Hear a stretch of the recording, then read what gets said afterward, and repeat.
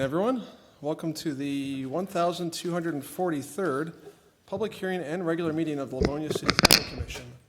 I wish to inform all interested persons in our audience that for petitions on tonight's agenda, which involve a question of zoning, the Planning Commission will make a recommendation to City Council, and the City Council, after holding their own public hearing, will make the final determination as to whether a petition is approved or denied. The Planning Commission holds the only public hearing on requests for preliminary plats and or vacating petitions.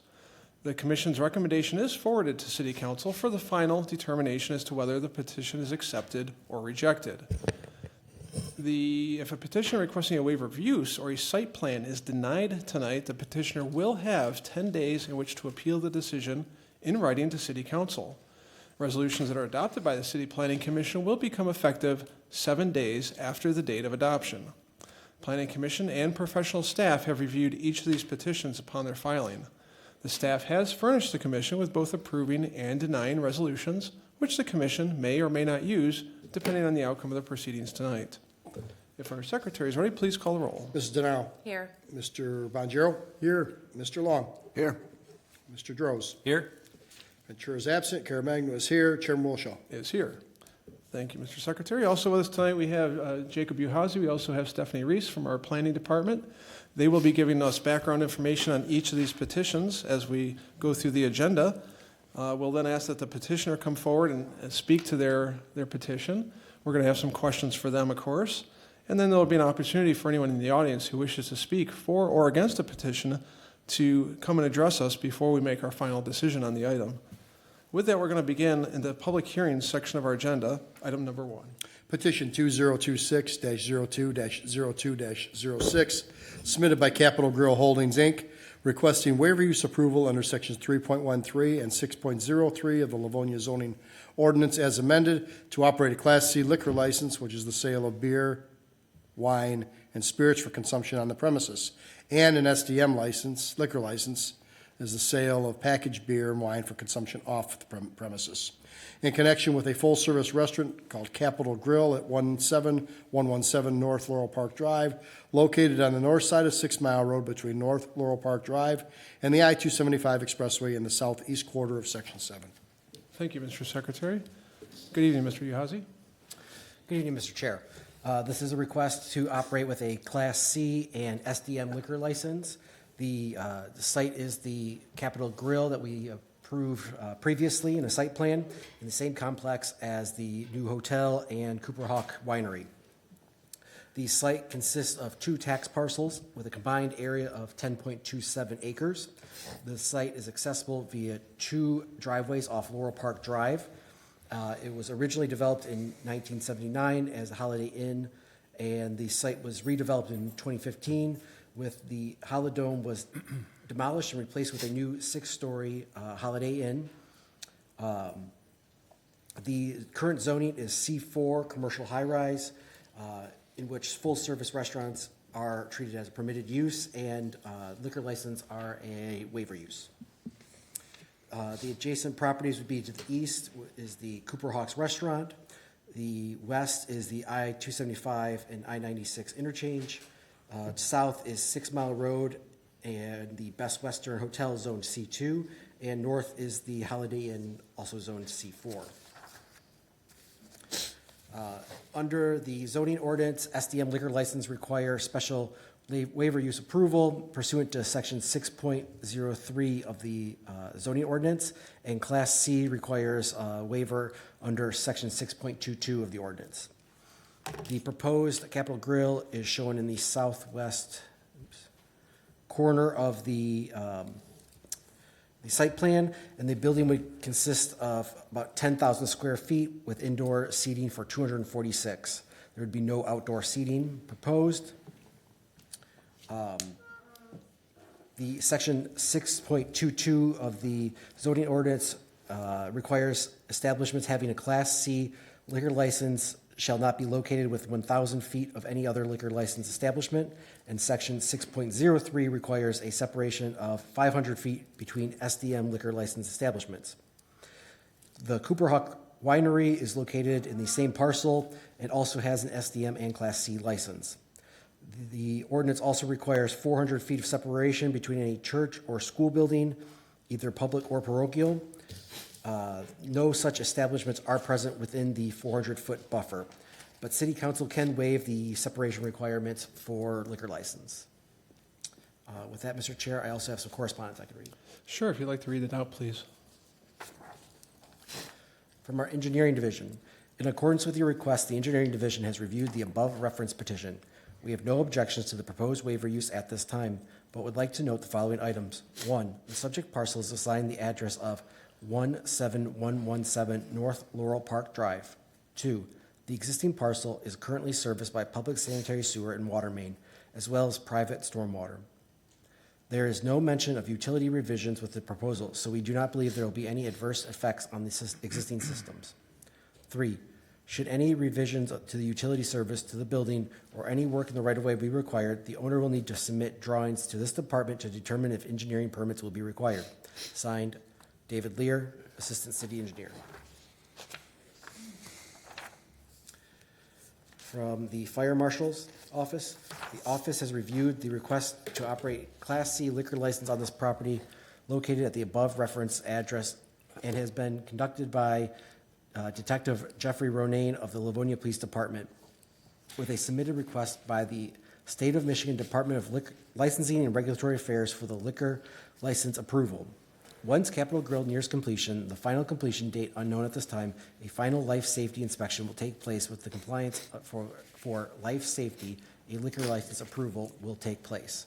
Signed, Brian Kukla, Fire Marshal.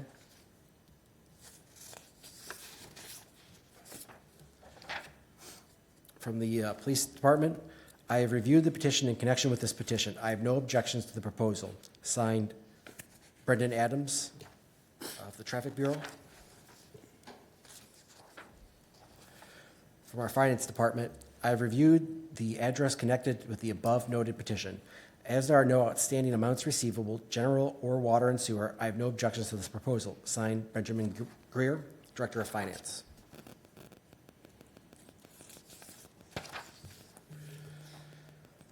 From our Treasury Department, the owner of this property is current on their property tax. Signed, Susan Nash, City Treasurer.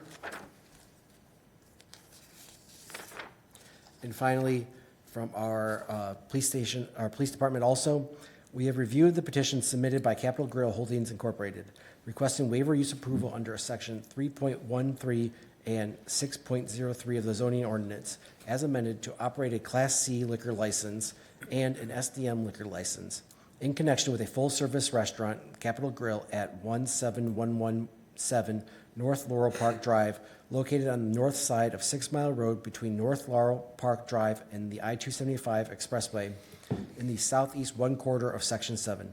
The review of the plans has determined that there are numerous Class C licensed businesses inside the separation requirement distance from the proposed Capitol Grill site. The proposed establishment is within a multi-business entertainment area consistent with similar bar and restaurant clusters that collectively attract patrons and operate successfully without unique public safety impacts. We have no objections to the waiver being granted, contingent that the petitioner complies with all state laws, city ordinances, stipulations and conditions set by the Livonia Police Department Liquor Investigation Unit as approved by the Chief of Police, stipulations and conditions set by the Traffic Bureau of the Livonia Police Department. Signed, Jeff Ronay, Special Services Bureau. That is all I have. All right, thank you, Mr. Uhazy. Is there any questions for our planning staff? I don't see any questions. It's worth noting, because we do have 2 letters from the police department, that one letter comes from the Traffic Bureau, which looks at this petition kind of from that lens of view in terms of the traffic impacts of these petitions. The other one comes from the liquor licensing division of the police and has that sort of angle on their commentary. So it's just worth noting, even though we received 2 letters from the police, they both have 2 different purposes. So thank you. Is the petitioner here? Petitioner is in the audience, coming forward. We ask that you start with your name and address. Good evening, sir. Good evening, Chairman Milshaw. Patrick Howe, attorney for Capitol Grill. Thank you for having us tonight. I was not able to attend the study session, and General Manager was here. As you may have seen, the restaurant is nearing completion, looking forward to opening in May or June. I've worked with Capital Grill for by 20 years. They have one location in Troy. They have an excellent operating record. It's going to be a real asset to the city, a real regional draw. Your traditional full-service American steakhouse, open for lunch and dinner, 11 a.m. to 10 p.m. I think it's going to create a nice district there. A real nice redevelopment has been put in place. They have an excellent operating record with the Liquor Control Commission. They'll comply with all city laws, state laws, and ordinances. And we ask for your support tonight, subject to a waiver of the SDM and Class C spacing restrictions. Any questions? I'm happy to. Thank you, Mr. Howe. I appreciate your presentation. Is there any questions for the petitioner's representative? Mr. Chair. Yes, Mr. Bonjero. Just one question. Do all of the Capital Grills have this type of license? So your typical license is Class C in Michigan for beer, wine, spirits, on-premise consumption. And it's pretty standard now for all restaurants to get an SDM license for beer and wine to go. And in this case, it's usually, hey, I really enjoyed that glass of wine. Could I purchase a bottle to go after your meal? That's usually what you see here. But it also offers an opportunity to sell a case of wine for an off-site event, private catered event, if they wanted to get into to-go orders. I don't think this concept really does, but your more high-volume restaurants, you could order a takeout order and then have it delivered by a delivery service. I know it's getting more popular. It's getting more popular, yeah. But in this situation, it's more a relationship with the clientele and more for a wine to-go sales. Thank you. Thanks, Mr. Chair. Thank you, Mr. Bonjero. Any other questions? Mr. Magnet? Yeah, thank you, Mr. Chair. I've got a question. Speaking of delivery service. Yes. So did you say you will do carry-out orders here if required by a customer? I believe they do takeout orders, Yeah, that's what I mean. but they're not going to partner with like a DoorDash or something. Okay, so they will not. So if someone wants to come get a carry-out for a meal and they want a beverage with it, they'd have to show ID. What's your process for that? For showing ID, it's just like serving in-house. So it's pretty company standard ID. Anybody looks under 40. You can, Michigan ID or out-of-state ID. The law requires that you make a diligent inquiry. So that would typically be handled in the bar area. So you get your takeout order. If you have a beer or wine to go, they would check your ID by someone that's licensed to serve alcohol. And that sale will be completed right there in the store or in the restaurant. Yeah, I can't imagine it being a lot of business for Capital Grill. No, they don't really encourage that. The environment isn't conducive to a high-volume takeout. Okay, thank you. Thank you, Mr. Caremagno. Mr. Nero? That was my question. So you guys will not be doing third-party delivery services, DoorDash, and there will definitely not be alcohol on the third-party. The third-party service is a whole other industry in Michigan. So there's a licensed third-party facilitator. So you could go, not with this concept, but just generally speaking, the state does have a process for licensing these delivery services. That's not the plan here. Great. This is your traditional full-service American steakhouse open for lunch and dinner. Thank you. Thank you, Mr. Nero. Any other questions? No other questions on the board? Is there anyone in the audience wishing to speak on this item? Thank you. Mr. Howe, anything else you wanted to say? You're good? All set. All right, well, thank you for coming. Appreciate your being here. Thank you. If there's no other questions or comments from anyone, I will close the public hearing and a motion would be in order. Mr. Chair. Mr. Bonjero.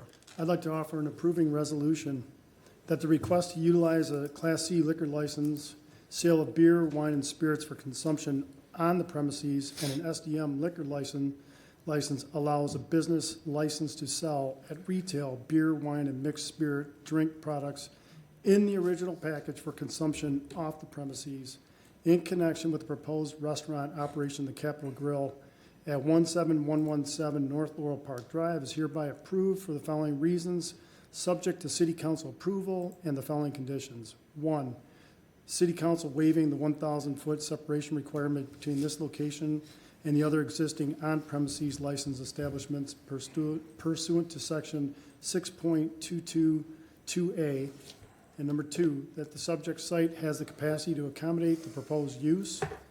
Number 3, that the use of a Class C and SDM liquor license will complement the existing use of the subject property and will provide an additional service to customers. And number 4, this waiver use is granted to this petitioner only, and any other new user of this property is required to seek and receive city council's consent to such users operating the subject facility prior to occupancy by such user. Thank you, Mr. Bonjero. Is there support? Support. All right, we have a motion made by Mr. Bonjero, supported by Ms. DeNaro to approve. Is there any discussion on the motion? Seeing no discussion, if the secretary is ready, please call the roll. Mr. Bonjero. Aye. Mrs. DeNaro. Aye. Mr. Long. Aye. Mr. Droz. Aye. Caremagna votes aye. Chairman Wilshaw. Votes aye, motion passes. We'll go to City Council with an approving recommendation. Thank you for coming tonight. We now move on to item number 2 on our agenda. Petition 2026-02-02-08, submitted by Gregory Goodbread on behalf of the RAC, requesting waiver use approval under sections 3.11 and 6.09 of the Livonia zoning ordinance as amended to host charity poker games at the existing The RAC Pool Hall at 28410 Joy Road, located at the northwest corner of Joy Road and Thorpe Street in the southeast quarter of Section 36. Thank you, Mr. Secretary. Mr. Uhazy. Thank you. This is a request to amend Council Resolution Number 277-24, which was granted on August 26, 2024, to the RAC Pool Hall in connection with the approval of a Class C liquor license to include hosting charity poker games. The RAC is located within a shopping center on the north side of Joy Road between Thorpe and Harrison Avenue. The RAC is part of a group of commercial centers consisting of 8 individually owned buildings.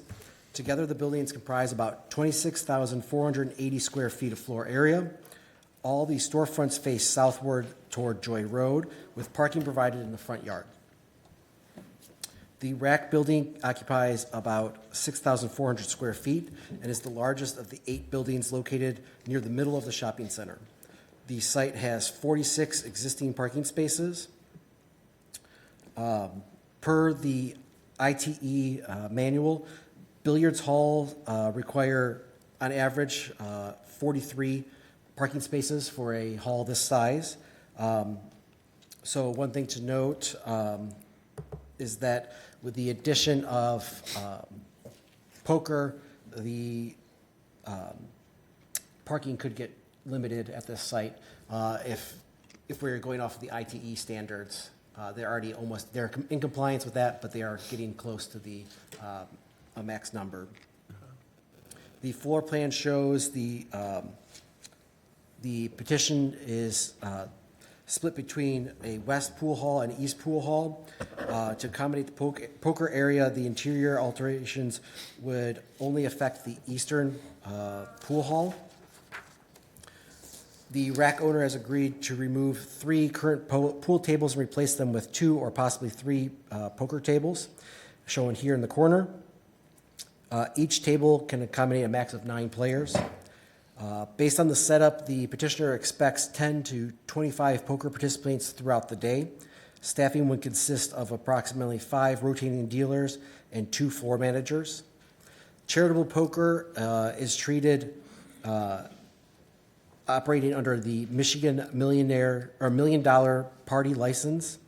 This would be a small regulated gaming setup similar in nature to a bingo hall or raffle space, not a casino. The millionaire parties are sanctioned and licensed by the Michigan Gaming Control Board and operated by a licensed supplier. Charity poker events, when conducted, must comply with the Michigan Gaming Control and Revenue Act and be licensed by the state of Michigan.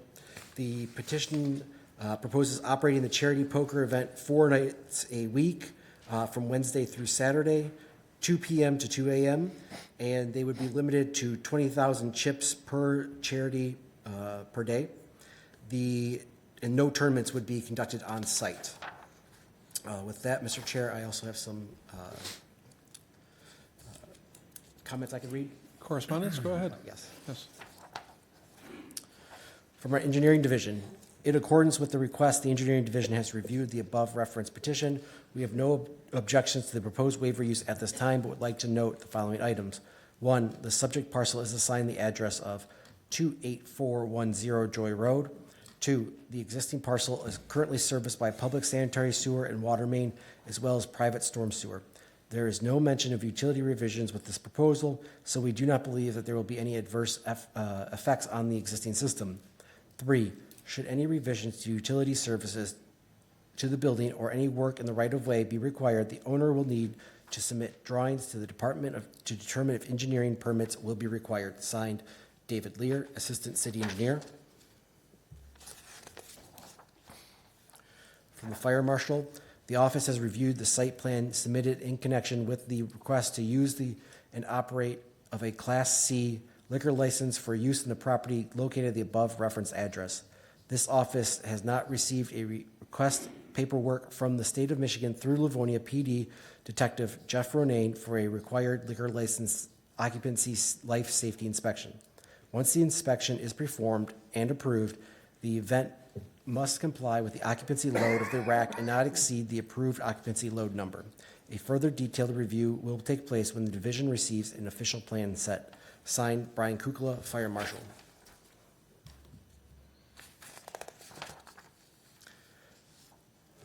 From the Police Department, I have reviewed the plans in connection with the petition. I have no objections to the proposal. Signed, Brendan Adams, Sergeant of the Traffic Bureau. From the Inspection Department, pursuant to your request, the above referenced petition has been reviewed. The department has no objections to this petition. Signed, Jerome Hanna, Director of Inspection.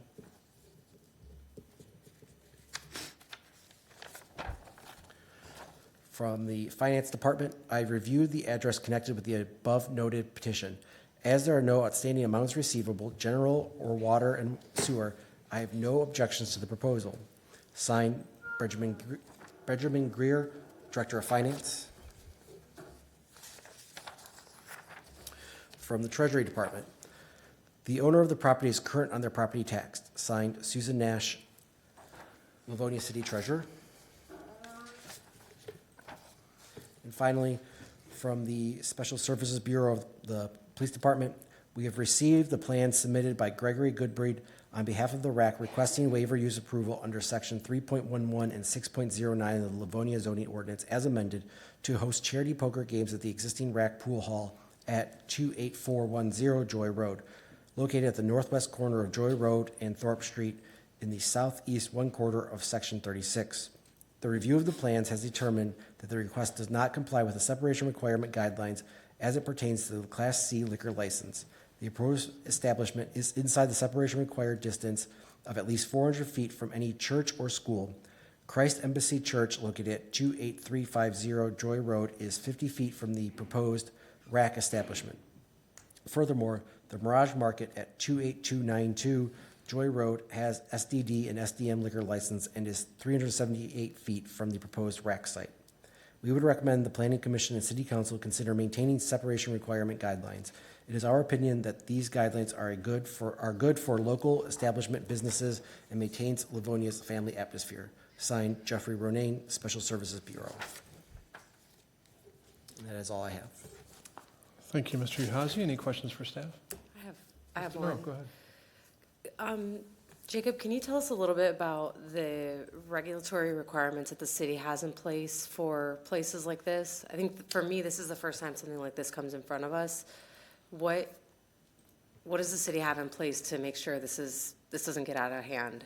So as far as the zoning ordinance is concerned, the way it is treated after speaking with our law department is that we are actually just looking at the amendment to the liquor license approval, the waiver that we granted, since we granted the waiver for a pool hall only.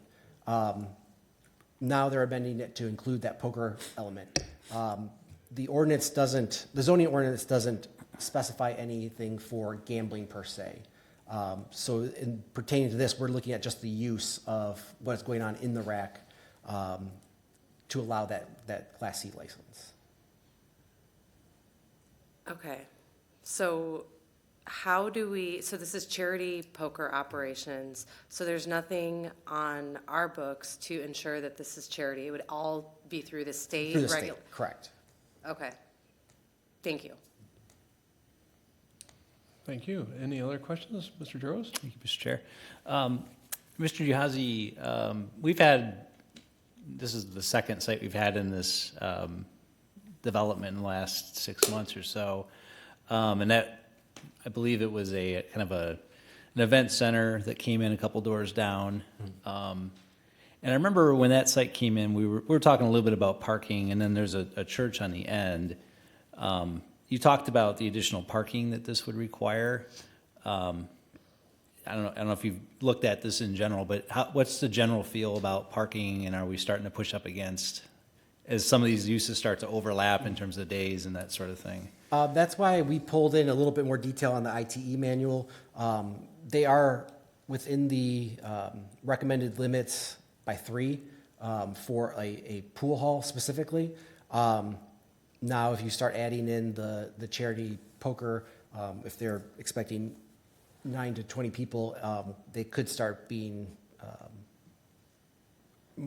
it could start filling the parking lot more than was originally anticipated. Okay. And do we know the, I guess, general operation hours of the church on the end? Is it just Sundays, or is it? We do not know the exact Okay. hours. It sounds like it's probably just limited to that from the, Okay. between these two petitions. We've heard that they're there, but they're there at pretty limited hours. Okay. Thank you. Thank you, Mr. Droz. Any other questions for staff? I don't see any other questions for staff. Is the petitioner in our audience? Feel free to come forward. Good evening, gentlemen. Good evening. We're both petitioners. I wasn't out at the study meeting, but we're partners in this and very knowledgeable on the subject. So if you guys have any questions, just go ahead and. Excellent. Well, let's start with your name and address. Business address is fine, so we know who you are. Hi, I'm Nick Tomalenko. Okay, and your name? Gregory Goodbread. Okay, good. That way we can attribute your comments to you in our minutes. Perfect. All right, thank you. Is there anything that you'd like to tell us about your request for this expansion of or this change in your licensing at this location? So as far as the parking goes, we kind of asked the owner of the rack, like when the church was there. He said mainly on Sundays, so we were going to stay away from Sundays to try and, make sure the parking's, down to a minimum, because we are pushing, like he said. He also mentioned too, in terms of relevance, his pool hall usually only has about 10 to 20 people in it, so his occupancy and spaces are usually down. So he didn't seem to be a big concern in terms of keeping our parking with his parking and kind of the joint address. He doesn't seem to think that parking will be an issue, going with also not operating on Sundays. Okay.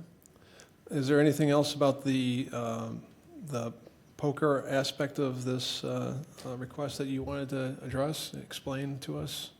So mostly, we're going to keep it local, Livonia charities, Wayne County.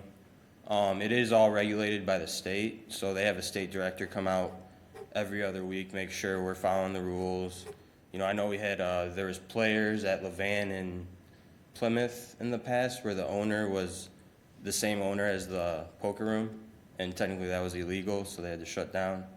And then Doc's had a charity room as well, but they ended up shutting down. I don't think they were doing anything illegal, but it was just part of the business, and they just kind of deteriorated when Doc's closed. So For comparisons, I don't know if you guys are familiar with Vision Lanes. They operate, that's one of that'd be like our local competitor, Vision Lanes. They operate a charity room out of the bowling alley. They've been doing so for years, but doing so legally. And pretty much the state regulates, like he said, they regulate what we give to charities, making sure we're doing everything by the books. So they allow us to take a percentage of poker hands, and then we give half of that, 50%, to the charities that are supporting the event. roughly the charity will make, if we sell 20,000, the maximum in chips, the charity is going to make around like 2,500. And then as well, I have experience working at Vision Lanes. I dealt there for years. I helped manage. So I know a lot of the rules that go into it and regulations. Okay, excellent. Let's see if there's some additional questions for you from any of my colleagues. Anyone with questions for our petitioner? Mr. Droz. Thank you, Mr. Chair. I participated in one of these charity events years ago, and I guess talk a little bit about like how the cash works in this. Is it because I seem to remember that the charity has to bring cash to the site, and then I guess just kind of talk through that a little bit. And I'm kind of thinking about just Yeah, no problem. cash moving in and out, like just, looking at things that might concern me. It's pretty about, regulated, so like at the casino, when you're tipping the dealers, you can use chips and, that's no problem, but for the charity, they have to bring singles, and when you're trying to tip the dealer, you have to call for 5 singles, they give you $5 chip, the charity gives 5 singles. Us running it and anyone who's working, the managers, the dealers, they actually can't touch the physical money, it's all, the charity has to handle that, so we're gonna have to train the charities on how to handle the money, the process, make sure the books are right. And then after we shut down for the night, we have to go over the books, make sure all the numbers are right, and basically make sure everything's done correctly and compliant with the state. But in terms of that cash, because I think the charity has to bring cash, do they? And then they have to well, leave? Like, how does that, I'm just they would envisioning bring- somebody leaving at 2 a.m. with a bunch of cash. They wouldn't really have to bring the cash because the players are buying in with the cash. Yeah, So so they're gonna handle all the cash, they'll Maybe you have a meant like, register 'cause back we there. can sell $20,000 worth of chips per day, and then you would sell out. So if like you sold out of chips, you get enough players to come in, the $20,000 of chips is sold out, then nobody would else, we'd be sold out for the day, that charity would be sold out, nobody else would be coming to play. In terms of that money, say the state regulates $8 of rake per hand for us. We would pull from that $20,000, maybe $4,000 would come off the tables, and then the charities would get that too, like you said, $22,000, $2,500 worth, and then me and him would just split the remaining money and tip out dealers and Technically, foreman. the charity still handles all the money and they deposit it into their bank, and then we would get a check the next weekend. So we technically wouldn't touch the money until, the charity gives us our check. Okay. And then the charity, they actually pay the rent per day of use. So if we're open 4 days a week, they'd pay roughly, I think it's $150 to $200 a day in rent to the rack. And then, of course, the business owner at the rack would benefit from drinks and food sales. But at the end of the night, the charity, do they walk out with the 2,500 or is it a Yeah. check? Okay. Yeah, there's usually like 3 to 4 people that are working a single charity, so it's pretty well organized, and, we make sure they got safely to their cars and all that. Okay. Thank you. Thank you, Mr. Droz. Ms. DeNaro? Can you explain to me how it works for charities? Do you guys go out and find the charities? Are they coming to you? How are you, what's your process? Are you making sure they have a 501c3? Walk me through that process, please. Yeah, so basically, we'd have to go to charities. Like I said, we're going to start with local charities, youth sports, veterans, somewhat of that. And then basically, we would have to do the research, make sure they're regulated, they have the 501c, or I think that's what it's called. Yep. There's a process if they don't have it, they have to go through the state, get approved, which is usually about a 1 to 2 month process. And then they're only allowed to operate, I think it's 4 times a year, or 4 separate weeks a year. So 16 different sessions, so roughly we'd need about 12 to 14 charities a year if we're only running 1 charity per week. Vision Lanes, they run 2 charities a week because they've been established for about 10 to 15 years. So but to start, if we get approved, we're only going to start with 1 charity, make sure we're doing everything right, the numbers are right, everything makes sense.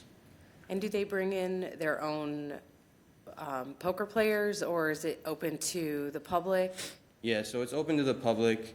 They are just coming to help run it, and they have no, they don't tell people to come play or anything. We're already going to have an established player base based on, we have really good connections. We've been in the poker scene for about 20 years now, so we're pretty well established with the community. Thank you. Thank you, Ms. DeNaro. Any other questions? Mr. Bonjero? Hello. So in a given night, if you're doing good, you'll do 20 grand cash. Yes. And then how many nights a week? So we're gonna be working 4 nights a week, hopefully, and then so the 20,000, it's not gonna be like, oh, there's 20,000 at the end of the night the charity has in it. There's gonna be cash out. So a player buys in $200, they could lose it, but if someone cashes out $1,000, they're gonna go up to the charity with a rack of chips. I'm here to cash out. They'll give them their $1,000, and that's Okay, so in a given week, say you guys are just hammering it, every night you're maxed out, you do your so there could be in essence, 80 grand that cycles through that facility in cash. So how is it, what's the security like there? How's that money secure, keeping somebody from coming in and holding up the hall or something? You know what I Yeah, mean? well, no problem. Well, we're gonna work on getting a security guard, but the cameras are already well established in the place. We are gonna focus on getting more just to surround the poker room and make sure everything's secure. We're gonna be away from the entrance, so it's not like someone can just run in there like, give me all the money, you know. I think we're gonna be well secured in the location. We've talked about it, and we're gonna have more security cameras on site if we get approved, and make sure everything's done right and make sure everyone's safe. Okay, thank you. Thank you, Mr. Bonjero. Any other questions? Nothing? Mr. Chair. Mr. Caremagna? Tell me a little bit about the hours that this is proposed to operate. Right now, the schedule's 2 p.m. to 2 a.m., ideally Wednesday through a little bit into the weekend, Wednesday to Saturday. So you'd be open till 2 a.m. 2 a.m., it's a hard cutoff? Yeah, it wouldn't go past that. Usually it would stop around 1:30 because it's gonna take about a half hour to go over the numbers, make sure there's no money missing, and make sure everything's done correctly. It could, if it sells out at 20,000 at 9 p.m., then we'd have to close down once all the chips are either cashed out or they're done playing. So it could end. It would be a hard stop, but like ideally that we sell out before then, like you said. So if it goes to 2 a.m., the last hand is the last hand, then you have to get your finances in order for the night. Yeah, So right. what time does the rack stay open till? Right now, I believe they're open till 1 or 1:30. So they're extending their hours for the operation of the gambling poker room. And then if you close up at last hand at, let's just say 2 in the morning, best case scenario, in other words for you. So then you have to make good on your financial arrangements. So is it possible you don't get out of it till 3 in the morning? I don't think it would take that long, and I think we'd have to talk to the rec. I'm pretty sure, was it 1 or 2 a.m. they're open? It might be 2 I a.m. thought it was 2, but it could be 1. Yeah, that's something we're slacking on, but we would focus on probably being closed when they're closed, so it might be 1 a.m. that we would shut down, because we don't want to extend their hours and cut in. Okay, so those details are a little loose as well as security. Yeah. What type of other gambling is here in Livonia? You mentioned Doc's. Doc's been gone for, probably 5-6 years now, maybe longer. The one on Plymouth Road is closed up for illegal gambling. Is there any others in Livonia, or where is the next closest, other than I think you do something in Canton? There's the Ivory Room, and then there's Vision Lanes on Ford. Both of those on Ford Road. Ford and Hicks, yeah. Ford and The Ivory Room on Ford Road? Yeah, the same owners. Yeah, They same just owner. moved to a new building. Yeah, but they're struggling at that location, so. Why are they struggling? A lot of the tables is really outdated. Their venues not the greatest. Bowling alleys not the greatest idea. To where we would kind of go more, do it right. Expensive tables, they're not ripping. The chairs they don't stink. Stuff like that. Just creating a good aesthetic. Open pool room too. If players were waiting, they could shoot pool. It's just a more desirable area. We think we'd sell out. And like I said, we'd make sure we do it right. Just even being a police officer, like that's going to be my obsession. Just making sure the books are right and the charities are getting what's owed to them. That's why Doc's failed. So it leads to my next question. So why the rack? Why this location? There's a million bars. Why this location? So I personally know Richie. Issa took over ownership, but I've been playing poker with Richie for a while now at MGM Vision, and we've built a relationship, and he knew I was kind of looking for an establishment to maybe run a charity poker room at. So he actually came to me and asked me if I'd be willing to help him open one in his room. Okay. Which is desirable too, because they're a sustained business. They've been around, I think, over 20 years now. So we know they're not really going anywhere in terms of. You said it was Doc's. They were a bar owner, or was it? Well, Doc's, they just closed down, but it was Players. Players. It was golf Yeah. simulator, So poker room. The business is gonna be there. Okay. Thanks, guys. Any other questions for the petitioner? Just one quick follow-up. Go ahead, Mr. Bonjero. So you're a police officer? Yeah. So are you going to be there most of the time? I'm gonna be there. That's why we're kind of doing it. It's easier to run this as a partnership. I'm gonna be there as much as humanly possible, and then he would be there the rest of the time, and there'll be a lot of times where we're there together. I think that'd be a good idea. Absolutely. And we already know, like, for the security issue, like, that's already been brought up. Isa didn't have the owner of the rack didn't have a huge concern, but we thought of it as well, and we do have a security guy also that's a poker player that is interested in possibly starting off at that as well. Okay, Yeah, thank we you. don't mind paying a security guard Yeah. a fee per day. Yeah, gotcha, thank you. All right, Mr. Long? So I pulled up the RAC's website, and they're open until midnight during the week and 2 a.m. on the weekends. So Okay. you're just going to adhere to their hours then, or? Yeah, that's something we'll definitely talk about and establish, definitely. Yeah, we could work out maybe I like think even like 12 p.m. to 12 to noon, or 12 to midnight 12. would be just fine. Yeah. So, like I said, we don't have to extend their hours of operation for the poker charity. And then where are you going to draw? You said you're very familiar with the poker community. So are you planning to cannibalize from the casinos in Detroit? Is that where you're going to draw your players from? or- So you're not really supposed to advertise, right? So, I mean, there's a gray area too. Obviously, if you're like close with someone, you say, hey, come check out our new place, or so. But the state doesn't really want you advertising, on a website or anything like that. So it's more kind of word of mouth and spreading the word out, which we still don't think there would be a problem getting people. And then is it just Hold'em? Is that what you play, or? Yes, it'd be Texas Hold'em, maybe a little Omaha 4-card, which is very common in poker rooms nowadays. Sure. And last year, Motor City, their room shut down. The only poker room in downtown is MGM that's left. So we think we can maybe get some of those people that are missing out on those poker rooms, Got it. since it's a little in between Vision and downtown. Okay, thank you. So if this does pass, I know you've kind of emphasized it here, but I really highly recommend that you come up with a better security plan than you seem to have Yes, sir. at this point. Thanks, Mr. Chair. Thank you, Mr. Long. Any other questions? Mr. Chair, I've got another question, yeah, Of course. sorry. But why does the state not want you to advertise your business? Why would they tell you to not advertise? What's the reason for that? So, I think it's mainly because the casinos, they're not really big fans of charity poker because you're taking. They've never really been a big fan, but the state's always regulated it's just very regulated, and there's a bunch of gray area, but they make it so, you have to tip with the ones instead of the chips, so it's a little harder for the dealers, it's just a lot more regulated and make sure everything's, following the rules and all that. Okay, thanks. Any other questions? I just have a couple brief ones. How many tables do they run at Vision Lanes, do you know? They have about, I think, 11 there, but they also run big tournaments. Right. So that cuts into their 20,000 they're able to sell per charity.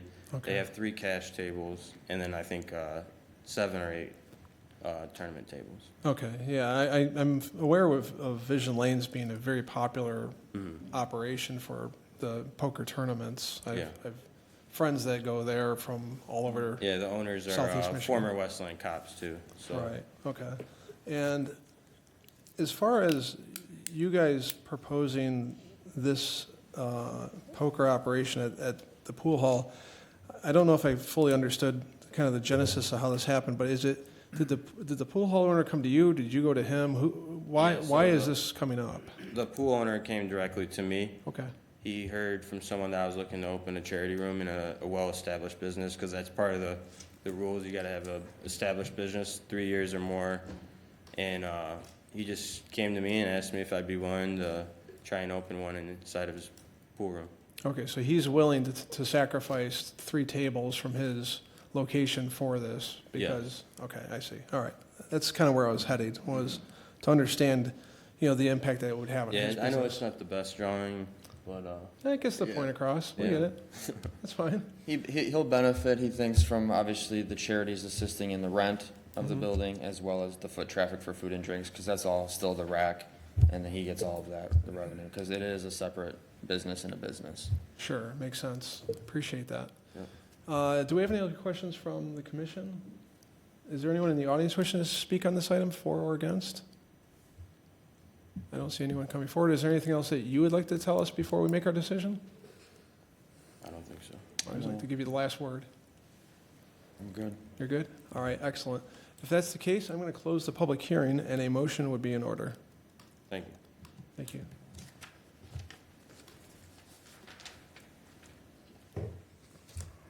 Mr. Chair, Mr. Long, I'm going to offer an approving resolution that the request to amend Council Resolution Number 277-24, granted on August 26, 2024, to the Rack Pool Hall in connection with the approval of a Class C liquor license to host charity poker games at 28410 Joy Road is hereby approved for the following reasons, subject to City Council approval and the following conditions.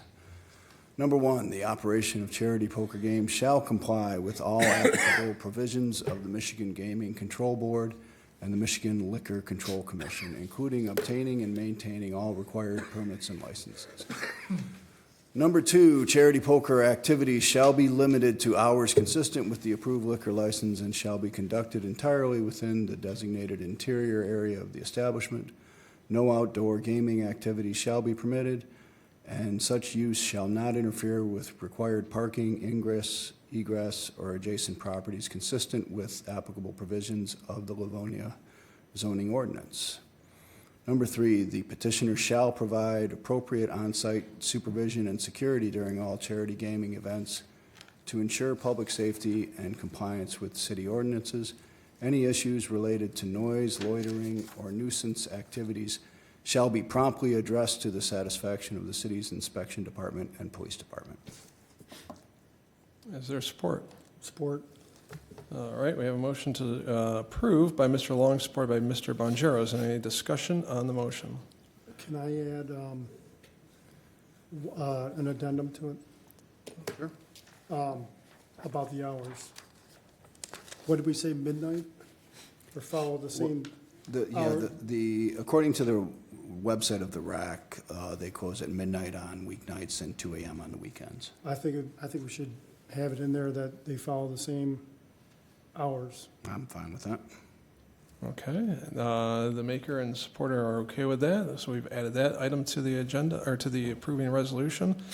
Is there any other comments, questions? Now, if the secretary is ready, please call a roll on a motion to approve. Mr. Long. Aye. Mr. Bonjero. Aye. Mrs. DeNaro. No. Mr. Droz. Nope. Caremagna votes no. Chairman Wilshaw. Votes no, motion is, fails. Does someone else have an alternative motion they'd like to offer? Mr. Chair, I could offer a denying resolution. Go ahead, Mr. Droz. That requests to amend the council resolution number 277-24, granted on August 26, 2024, to the Rack Pool Hall in connection with the approval of a Class C liquor license to host charity poker games at 28410 Joy Road is hereby denied for the following reasons.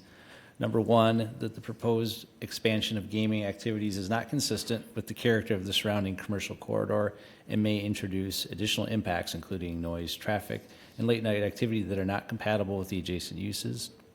Number two, that the addition of a charity poker operation in conjunction with an existing liquor establishment may intensify the use of the site beyond what was originally approved, creating concerns related to the over-concentration of such activities and potential negative effects on public safety.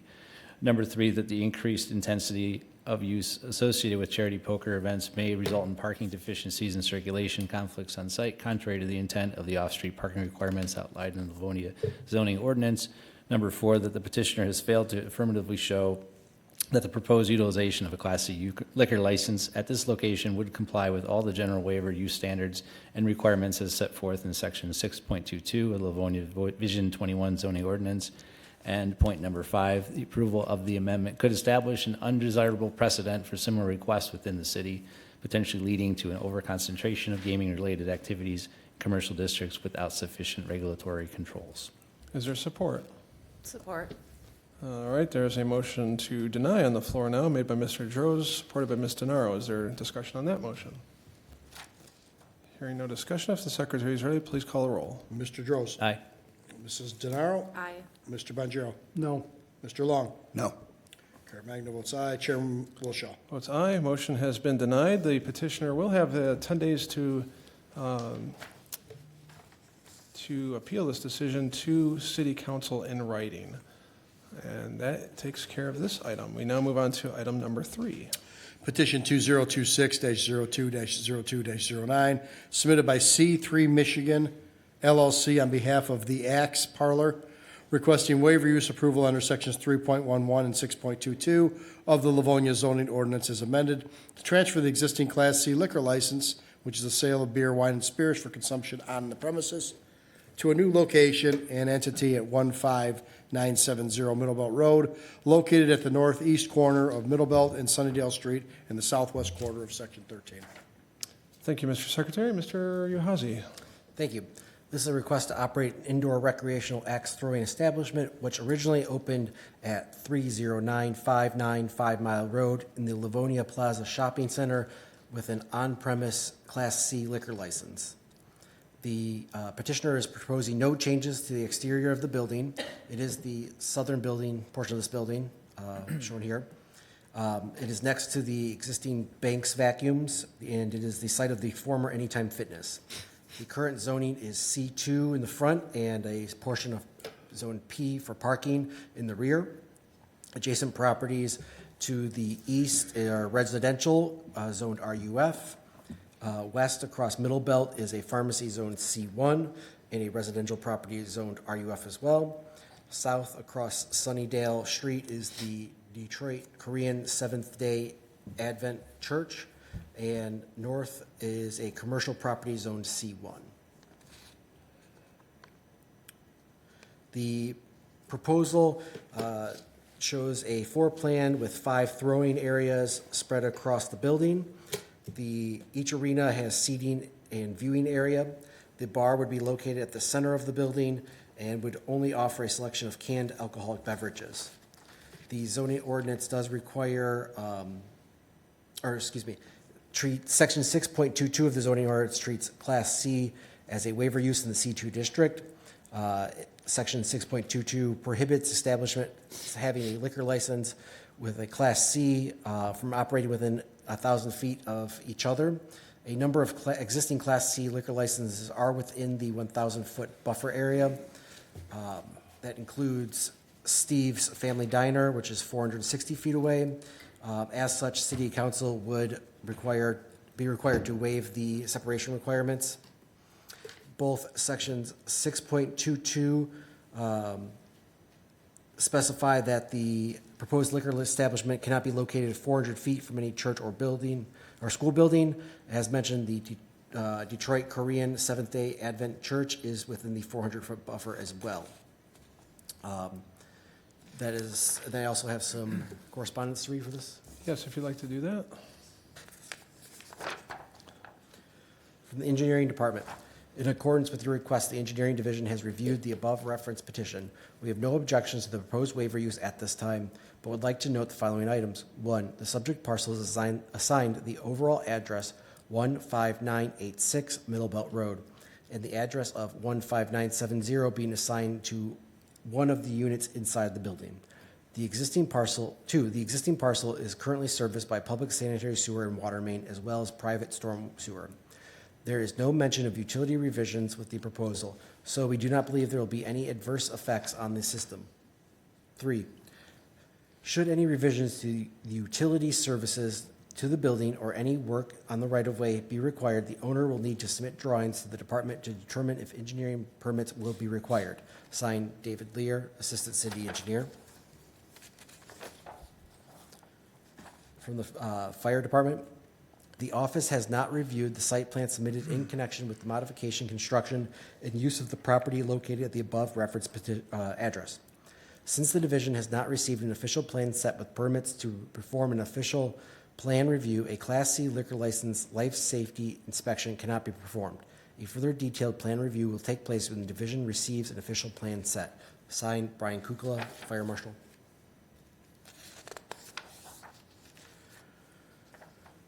From the Police Department, I have reviewed the plans in connection with the petition. I have no objections to the proposals. Signed, Brendan Adams, Traffic Bureau.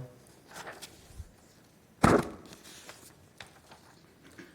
the Inspection Department, pursuant to request, the above referenced petition has been reviewed. The proposed location is closer than 400 feet to a church. There is currently no dumpster enclosure located on site. An enclosure shall be provided in accordance with the ordinance. The parking lot shall be repaired and restriped as necessary. Parking spaces shall be 10 feet wide and 20 feet deep and double striped. The department has no further objections to this petition. Signed, Jerome Hanna, Director of Inspection. From the Finance Department.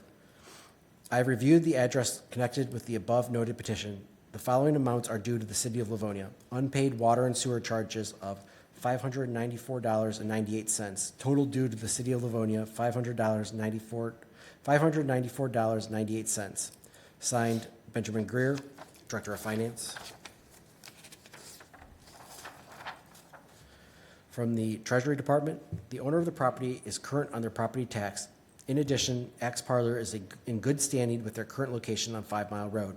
Signed, Susan Nash, City Treasurer.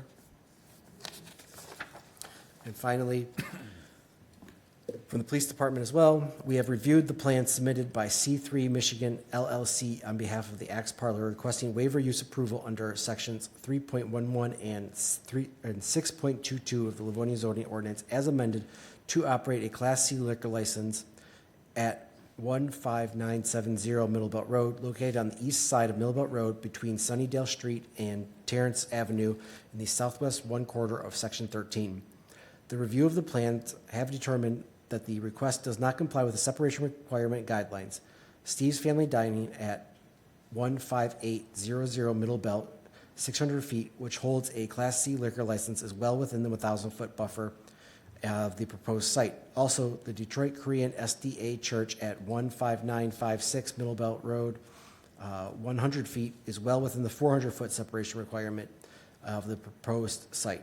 We have no objections to the waiver being granted, contingent that the petitioner complies with all state laws, city ordinances, stipulations, and conditions set by the Livonia Police Department Liquor Investigation Unit as approved by the Chief of Police, stipulations and conditions set by the Traffic Bureau of the Livonia Police Department. Signed, Jeffrey Ronay, Special Services Bureau. And that is all I have. Thank you, Mr. Yahazi. Is there any questions for staff? Seeing none, is our petitioner in the audience? There she is. Hi, good evening. Hi, Name and address for our record. Siobhan Rogers. The business address, That's fine. 15970 Middlebelt. Very good. Thank you, Ms. Rogers. Is there anything you'd like to tell us about your request? Not really, we're just relocating to a larger space and want to transfer our license to that location. Okay, very good. Let's see if there's some questions for you. Okay. Any questions for our petitioner? Mr. Droz? Just a quick one. There was I think, a note from the building department about doing some improvements, getting a dumpster enclosure. Is that something you're able to do as part of your proposal? I will have to talk to Ken Banks, who's the owner of the property, but yeah, I'm sure he could, yeah. Okay, thank you. Thank you, Mr. Droz. Any other questions for the petitioner? Mr. Chair. Mr. Caremagna? So you're going to talk to the owner of the property. This is a lease that you're doing here? Yes. You're not owning the Yep. property? Yeah, we don't own the property. Okay, long-term lease, something that will last a number of years, or what is your? Yes, so 5-year lease currently, so hopefully longer.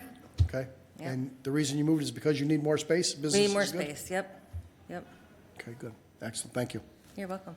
Thank you, Mr. Caremagna. Mr. Mr. Chair, Bonjero? Yes. just, there was a couple notes from the building department. One was, as Mr. Droz stated, they want a dumpster enclosure, which is required. There's not even an enclosure anywhere on that property, so it wouldn't be just for you, but probably a shared one, I would think, because there's. It's, currently- yeah. What's that? There's two dumpsters back there that I've They seen, gotta be so. enclosed, though. Yeah, they're not right now, so yeah. And then the front parking lot's in some disrepair. And the catch basin out front has a cone, Yeah, there is a cone in the front I've noticed, yep. so you might want to mention that to your Okay. landlord. I can do 'Cause that. that's might be a condition to this. Okay, yep, I can mention that to him. Okay, thank you. Use it for a target for those axes. All right. Any other questions for the petitioner? Nothing else? Anyone in the audience wishing to speak on this item? There is someone in the audience, if you want to go ahead and come forward. Mom, do you want to go first? No. I don't know if you can stand up. Ms. Rogers, if you want to just take a Sure. seat, and we'll get you back up here afterward. Hi. Good evening, ma'am. I'm nervous, sorry. I'm not a public speaker. Oh, you're My okay. name is Lisa Bame, and I am a resident of 29205 Sunnydale. That is the home directly across from the proposed new establishment. Okay. My mother and my husband, we all live together, one big happy family. So my concerns is, you mentioned there's no dumpster. Currently, there are piles and piles of carpet that have been there for weeks. That is already like, not only an eyesore, but it's also probably getting a lot of unwanted visitors to the area, so that's not setting very well to start. I'm concerned about the noise. I'm concerned about the parking most of all, because we already are wonderful neighbors, the church that butts up right next to my property. They have spillage over into our street because there's not a lot of parking. That parking area is not very big in the front or the back, and I'm concerned. We've had several times our mail hasn't gotten delivered because people have been parking in front of our mailbox, and the mail lady's like, you can't have anyone park there. I'm like, I can't control, the parking. So that's a big concern as well. But also, I'm concerned about the noise. Unfortunately, with alcohol, sometimes it can bring in an element of unwanted conflict. So I'm concerned about that as well. We've lived there for 30 years, and there's been several businesses in that area, but there's never been anything like this proposed. So, and Mom, did you want to say anything else? Well, I don't know if you can reach up. my name is Janice Pegg, and I live with Lisa and Randy. My concern is, this is supposed to be a planning commission, right? Correct. But yet, when I go on the internet, I see that address already on the internet. I see a lot of activity going in where there is things coming out and things coming in. Now, that parking lot directly across from my bedroom is always have trucks, and Banks is always delivering things, and there's always a lot of noise there from, say, 9 a.m. to 4.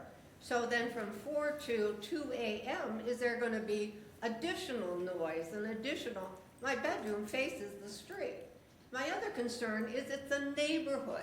Children are on bicycles. People walk their dogs. This is a axe-throwing bar, and I know I'm not very contemporary when it comes to having fun, but to me, an axe-throwing bar is a little bit interesting and different, but why not further south and maybe the strip mall, not on the corner where there is children and pets and me, and I use my scooter and I'm out there a lot. So that is my concern.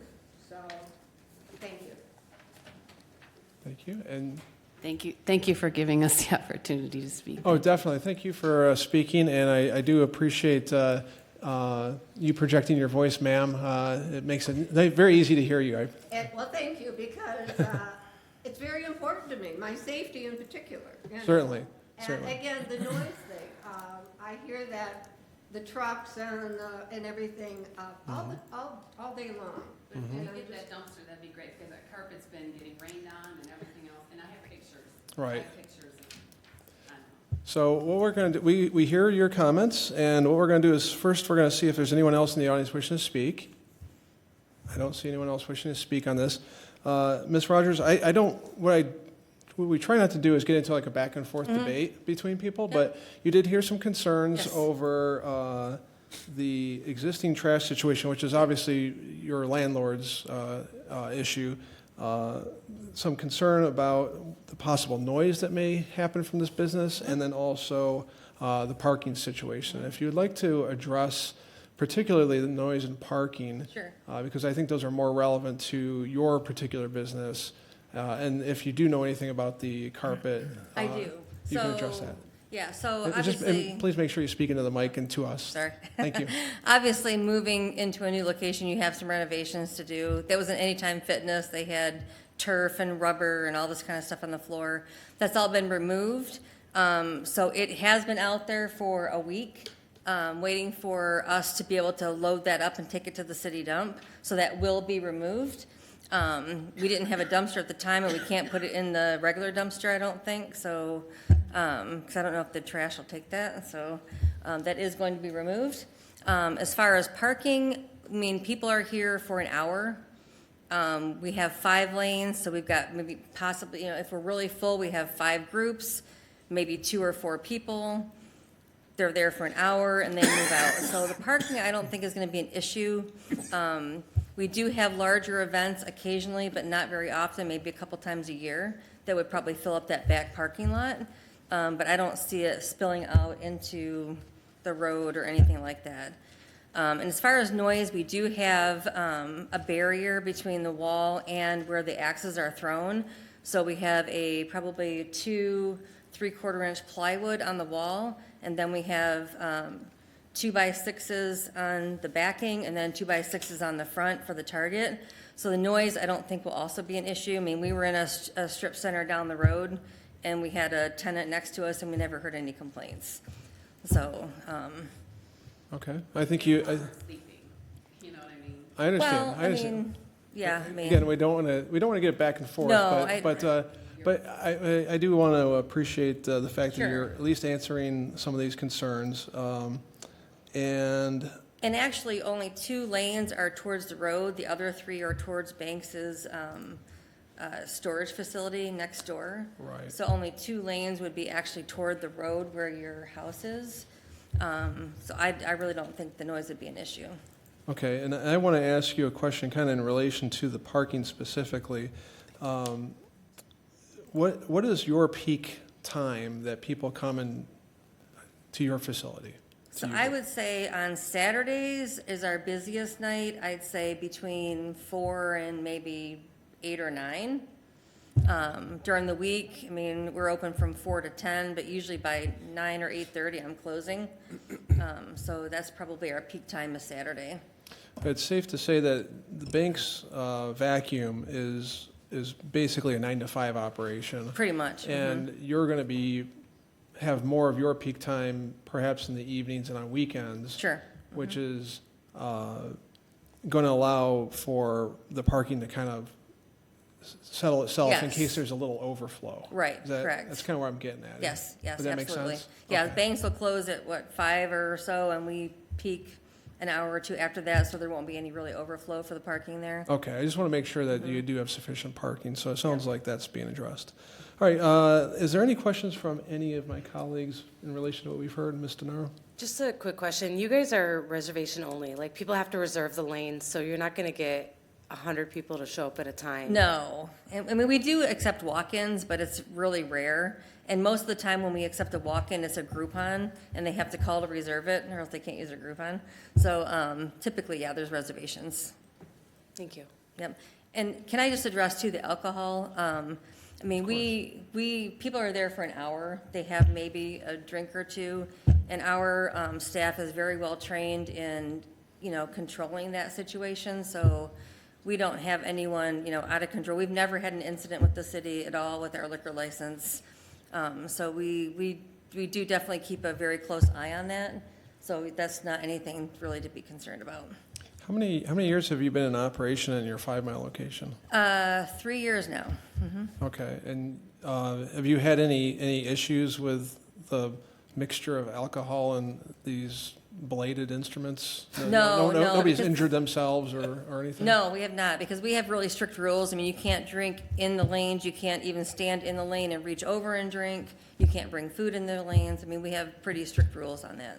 Okay, and the reason I asked those questions, and just to kind of get that on record, is because these were questions that were asked of you 3 years ago when you were here. And because we felt the same way. It's like, this is kind of an interesting mix of, mixing axes and alcohol together. Right. That may not be a good combination. So we do now have 3 years of experience to look at and see kind of how things have gone. So I just want to address that.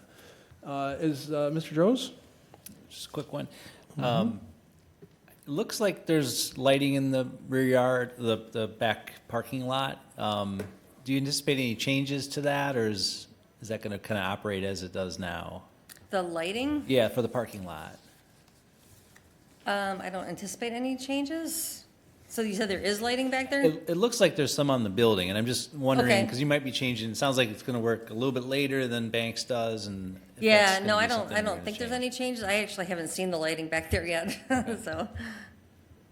But yeah, I don't think so. Okay, that would be, if there is, I guess, a change in that, I'd be interested to know, but if it's already there Okay. and is sufficient, that's fine. Just wanted to ask about that. Thank you. You're welcome. All right, any other questions? Mr. Camarena? Yeah, Mr. Chair, I've got a question for us. She's gonna lease property from Banks. We're asking for property improvements from Banks, including the parking lot, perhaps the lighting, dumpster enclosure or enclosures, because they don't have either at this property. Is it fair to strap her with those requirements without talking to the owner of the property? We certainly have had restrictions, or I should say conditions, in our approving resolutions in the past that sort of encumber the owner to satisfy things for a lessor or lessee of the property, but that is certainly something we can consider if we want to do that or not. I understand that, but, it could prevent her from opening her business because of property improvements on a property she's leasing. So, it's just something to be Thoughtful of. thoughtful of as we're voting on this. We hate to potentially make you not operate because the landlord maybe won't cooperate. So, it's just a concern I've got right now. I mean, my experience with him is he's a pretty great person, so I think that he would, help us with whatever we needed to do, so. Well, I get that. He might be great until he's got to redo that parking lot and build 2 dumpster enclosures, and next thing you know, he's, 40 grand in the hole over this deal. Well, but I mean, Anytime Fitness was there prior to us, so what happened with the dumpster enclosures and the parking with that? I don't know. That's why I'm saying it came up now. That's what I'm saying. Yeah. So, anyhow, just a comment of mine, that's all. That's all it is. Very good, thank you. Mr. Bonjero? Did you pull a building permit? Have I pulled a building permit? I looked like people were working in there. We're moving our stuff in there. Have you started any construction? There's no construction. We're just moving our stuff from one location to the other. Okay. Yeah, 'Cause I there's would- no electrical or anything like that being done. Are you going to be? No. Nope. Everything's all in place. Okay. Yep. Because if you had a permit, I would have suspected that the building department would have picked up on the dumpster enclosure and the parking lot, but. Yeah, no, we haven't had to have that from what we're doing, because we're just moving our tables and all that stuff over there. Okay. All right. Yeah. Thank you. You definitely should follow up with him. Sure. With the owner, you mean? Mm-hmm. Yeah, I will. Thank you. Thank you. Mr. Long? So you've already signed the lease? Yes. You're doing the improvements yourself? Yes. there. And you did that before you got the permission to move this, so I did that before we got the permission to move our liquor license, yes. yeah, so you really put yourself at risk here. Yes. We really didn't have a choice. Okay. I've frequented your establishment. I Yes. like it. Talk about the lanes, the individual lanes. You already talked about the rules, but you have somebody on each lane enforcing that. Yes, we have an axe master at every lane, yep. And that's for safety and That's for also safety. for So security to make sure that, because you have the tables back here for eating and drinking, and then the axes up here. And like you said, you can't even reach back. Right, right. So we have, our lanes are all enclosed. We have wire, gates between them. And we have an axe master on every lane that goes over safety first. And then they're pretty much there the whole time that you are throwing your axes, yeah. My experience with the place, and would you agree with this statement, people don't go there to drink. People go there to throw axes, and they may Correct. want to drink while they're doing it. Right. Okay. Have you ever operated with the doors open, like for a breeze or anything like that? You prop the front door The front open. doors, Yeah. Any doors. Like, at the old place, you had kind of a back on door a nice too. day, maybe, but, All right, I would suggest that you don't do that. okay, All right? Okay. Because you have neighbors that are concerned about the noise. That's no problem. And in the contained area, you don't hear a thing. Right. I mean, if you're outside and the door's closed, you don't hear a thing. Right. So as long as you're doing your part to contain the noise, they should never hear a thing. Correct, yep. So, Okay. So I would highly suggest that. That's all I have, Mr. Chair. Thank you. Mr. Chair, Thank you, Mr. Long. Mr. Uhazy. one thing to note, that this is just for the liquor license, so like, if they were just wanting to operate as They could open right an now. X parlor, they are allowed as permitted use to just operate. They need to get the proper inspection from, the certificate of occupancy from the inspection department, but this would only pertain to their liquor portion. You took the words out of my mouth. I was about to say that because, yeah, in reality, they can operate their business without any approval from us right now. It's the liquor license that they're looking to get approval for, so. Any other questions, comments? Mr. Chair, let me also just say, what you brought up is pertinent to this. In the way of a dumpster, how much garbage do you generate in a week? Not very much. I mean, So, because of this location where you're at, you're allowed to put garbage on the side street in containers as part of the Livonia rubbish program. So you don't necessarily need a dumpster back there, which it then will keep less traffic, less trucks, more quiet. You could put trash on the side street in rubbish containers, I didn't know that. residential style containers. Save you a little bit of money. Yeah, okay. And save a truck from coming in there once a week to dump your trash. Right. So then that takes the dumpster situation back to Banks, his own separate deal. So Okay. that may save you some heartburn with that as well. Yeah, I didn't know you could do that, okay. Yeah, you can. Yeah, we maybe have, a garbage container a week. Okay. So, Yeah, that's probably your avenue to, Okay. for a variety of reasons. Thank you for that, Yeah, you're welcome. Mr. Chair. This guy knows everything about trash. I guess. Mr. Bonjero. There's two large dumpsters in the back parking Mm-hmm. lot. I'm sure that's what Jerome's seeing. They're like stacked on each other. They're huge Yeah. yellow dumpsters. One is cardboard and one is garbage, I think, which is full of vacuum I think cleaners. he's wanting to see those behind an enclosure by whoever they are. Mm-hmm. But like that was a great point that Sam brought up. You could just take yours to the street, but he's still gonna have to do something with that enclosure. Now that it's been found and seen. Right, right. Now they're gonna want it. Oh, you're gonna be mad at me. No, I'm kidding. Thank you. All right, thank you, Mr. Bonjero. Any other questions, comments? All right, I think we've addressed everything we can at this point. If there's nothing else, I'm going to close the public hearing, and a motion would be in order. I'd like to offer an approving resolution that the request to utilize a Class C liquor license, sale of beer, wine, and spirits for consumption on the premises in connection with the proposed restaurant operation, the Axe Parlor at 15970 Middle Belt Road, is hereby approved for the following reasons, subject to City Council approval and the following conditions. 1, City Council waiving the 1,000-foot separation requirement between this location and the nearby Class C license establishment pursuant to Section 6.092A. 2, that this location shall be in compliance with the Michigan Liquor Control Act. 3, this waiver use for this license is granted to the petitioner only, and any new user of this license is required to seek and receive City Council's consent prior to the transfer. I also want to add the enclosure for the dumpster and the surface parking lot. Resurfacing the parking? Yep. Okay, we can have that noted. Is there a support for that motion? I'll support that.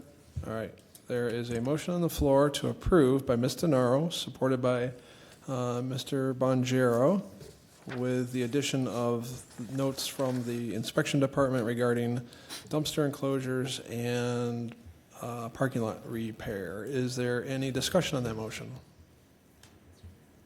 Hearing no discussion, if the secretary is ready, please call the roll. Mrs. DeNaro. Aye. Mr. Bonjero. Aye. Mr. Long. Aye. Excuse me, Mr. Droz. Aye. Chair Magna votes aye. Chairman Wilshaw. Votes aye, motion passes. We'll go to City Council with an approving recommendation. Thank you. Thank you for coming tonight. Thanks. And we now go on to item number 4.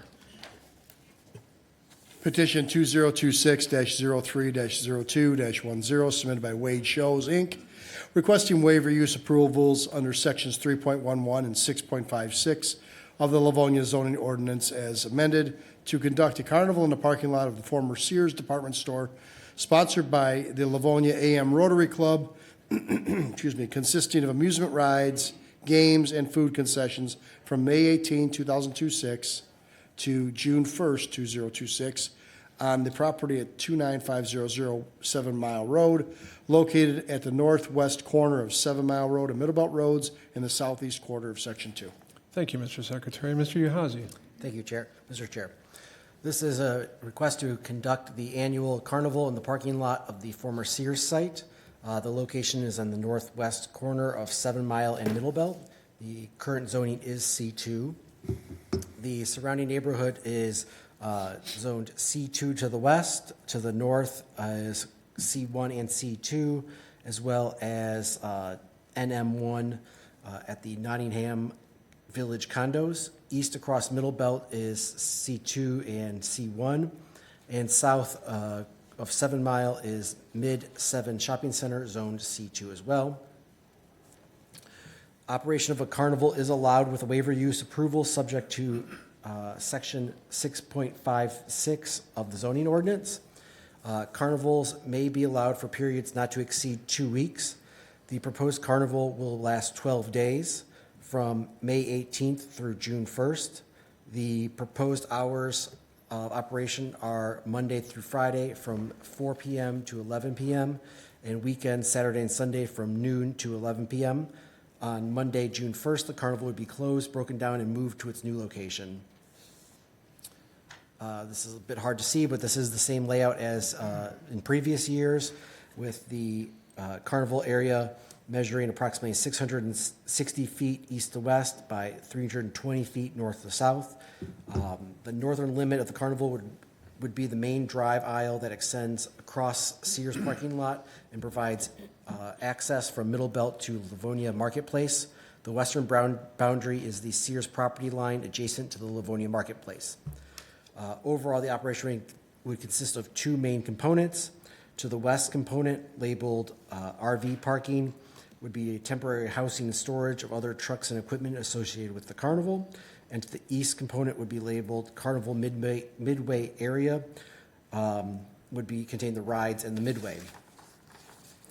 So as I mentioned, this would be the same layout as years past. And with that, Mr. Chair, I also have some correspondence I can read. Yes, if you'd like to read those out. From the Engineering Division. In accordance with your request, the Engineering Division has reviewed the above reference petition waiver use approval request. The address of 29500 7 Mile Road is correct for the subject parcel and should be used in connection with this petition. We have no objections to the proposed petition, although the following items should be noted. 1. Should the carnival have the need to occupy or should have any of the associated activities impact either the 7 Mile or Middlebelt right-of-ways, a permit from Wayne County will be required as both roads are under their jurisdiction. 2.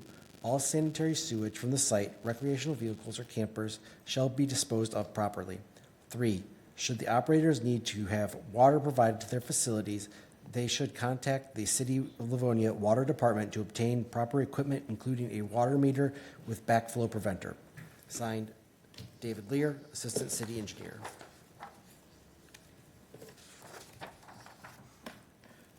From the Police Department, I reviewed the plans in connection with the petition. I have no objections to the proposal. Signed, Brendan Adams, Sergeant of the Traffic Bureau. From the Finance Department, I have reviewed the address connected to the above noted petition. The following amounts are due to the City of Livonia. Unpaid false alarm charges of $2,818.72. This is signed Benjamin Greer, Director of Finance. And that is all I have for this petition. All right, thank you, Mr. Uhazy. Is there any questions for staff? Mr. Chair. Yes, Mr. Bonjero. Mr. Hazy, that, the $2,800, that's Sears owes that, right? Correct. How many years is that, do you know? I don't believe we've had that in the past, so I think this is the first year. Yeah, I don't remember seeing that. Thank you.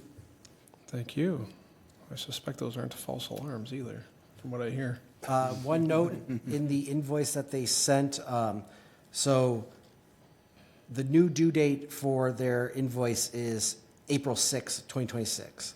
So although it is past the original due date, they still have until April 6 to pay this amount per the finance department. Thanks. Okay. Any other questions, comments for staff? If not, our petitioners in the audience, feel free to come forward and tell us about your carnival. Good evening. Hi, good evening. Again, good to be back. Hello. Good to see I'm you guys. Joanna Hardesty from Wade Shows, P.O. Box 5173, Livonia. Patrick Zucal, 30855 Rayburn Street, Livonia. I represent Livonia AM Rotary. Well, thank you both for being here tonight. This is something that we see on a fairly regular basis, I would say annually. Every year. And what would you like to tell us about it? No changes, the same exact thing that we've done for the last 10 or 11 years. We haven't made any changes at all. Okay, very good. Is there any questions for our petitioner? I don't see any questions. Again, thank you for coming tonight. I know there was some concern getting to the study meeting last week, so I Right. appreciate no worries at all. We're glad that you're here. Is there anyone in the audience wishing to speak on this item? I don't see anyone getting up to speak on this item. Is there anything else you'd like to tell us before we make our decision? 10 or 11 years doing this. It is our best fundraiser, and we're fortunate. Sears still, they don't know what to do. So we keep it going 1 year at a time. And we thank you for your approval. And it's, Oh, we appreciate that. Thank you. If there's no other comments or questions, Mr. Chair, Mr. Camarino. have you been searching for other locations in the event something changes here? we have been. Okay, so you're doing some proactive We- work just in the event that something down the road comes here. The last few years, yes.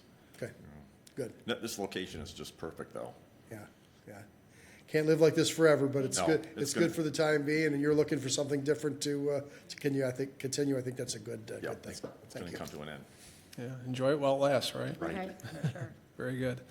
All right, if there's no other questions or comments, I don't see anything. I will close the public hearing, and a motion is in order.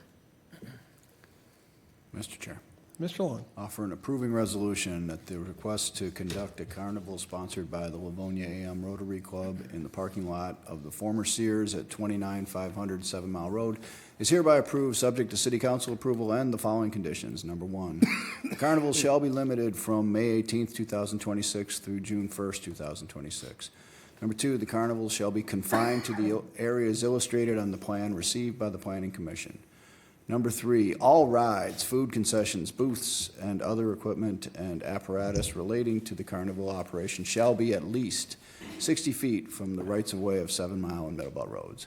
Number four, the temporary housing and storage of trucks and equipment associated with the carnival shall be in the property's southwest corner as shown on the plan, no closer than 60 feet from the right-of-way of 7 Mile Road. Number five, the hours of operation shall be limited to Monday through Friday from 4 to 11 p.m. and Saturday and Sunday from noon to 11 p.m. And number six, permits and inspections are required. Wade Shows shall request a pre-event meeting with the Director of Inspection, Fire Marshal, and Emergency Preparedness. Is there support? Support? All right, we have a motion made by Mr. Long, supported by Mr. Droz. Is there any discussion on the motion? There's no discussion. If the secretary is ready, please call roll. Mr. Long. Aye. Mr. Droz. Aye. Mrs. DeNaro. Aye. Mr. Bonjero. Aye. Caremagna votes aye. Chairman Wilshaw. Votes aye. Motion passes. We'll go to City Council and approving recommendation. Good luck with your event. Thank you so much. Thank you. Thanks Thank for you your for coming. support. That takes care of the public hearings section of our agenda. We now move on to the pending items section of our agenda. These are items that have been discussed at length in prior meetings. Therefore, there will only be limited discussion tonight. Audience participation does require unanimous consent from the commission. Mr. Secretary, item number 5. We have pending item petition 2025-12-08-10 submitted by Charlie Bazzi on behalf of 36300 5 Mile Investment LLC, requesting site plan approval under sections 13.13 of the Livonia zoning ordinance as amended to demolish the existing gas station and fuel pumps at 36300 5 Mile Road and construct a new gas station, convenience store, and fuel pumps located on the northeast corner of Levan Road and 5 Mile Road in the southeast quarter of section 17. This item was tabled at a previous meeting. Is there someone willing to offer a motion to remove this from the table? I'll make that motion, Mr. Chair. All right, is there someone supporting that? Support. We have Mr. Bonjero. If I can show 6 with no objection? You can. I see no objections. Okay, we'll show 6 on the removal of this item from the table. Mr. Uhazy. Thank you. As you mentioned, we have seen this before. This is a request to demolish and rebuild the existing fuel pumps. The site is about 0.45 acres in size and is zoned C2. The changes since the last time we saw include an updated tanker plan. The plan now shows access coming off of 5 Mile or Levan, going north to refill, and then exiting back out the northern access to Levan Road. The access points remain the same with the caveat that they have been reduced in size and meet the Wayne County requirements. The lighting plan has been submitted that does comply with all zoning ordinance requirements. Additionally, a landscaping buffer has been put in place to the east between that and the adjoining property. And lastly, we did receive updated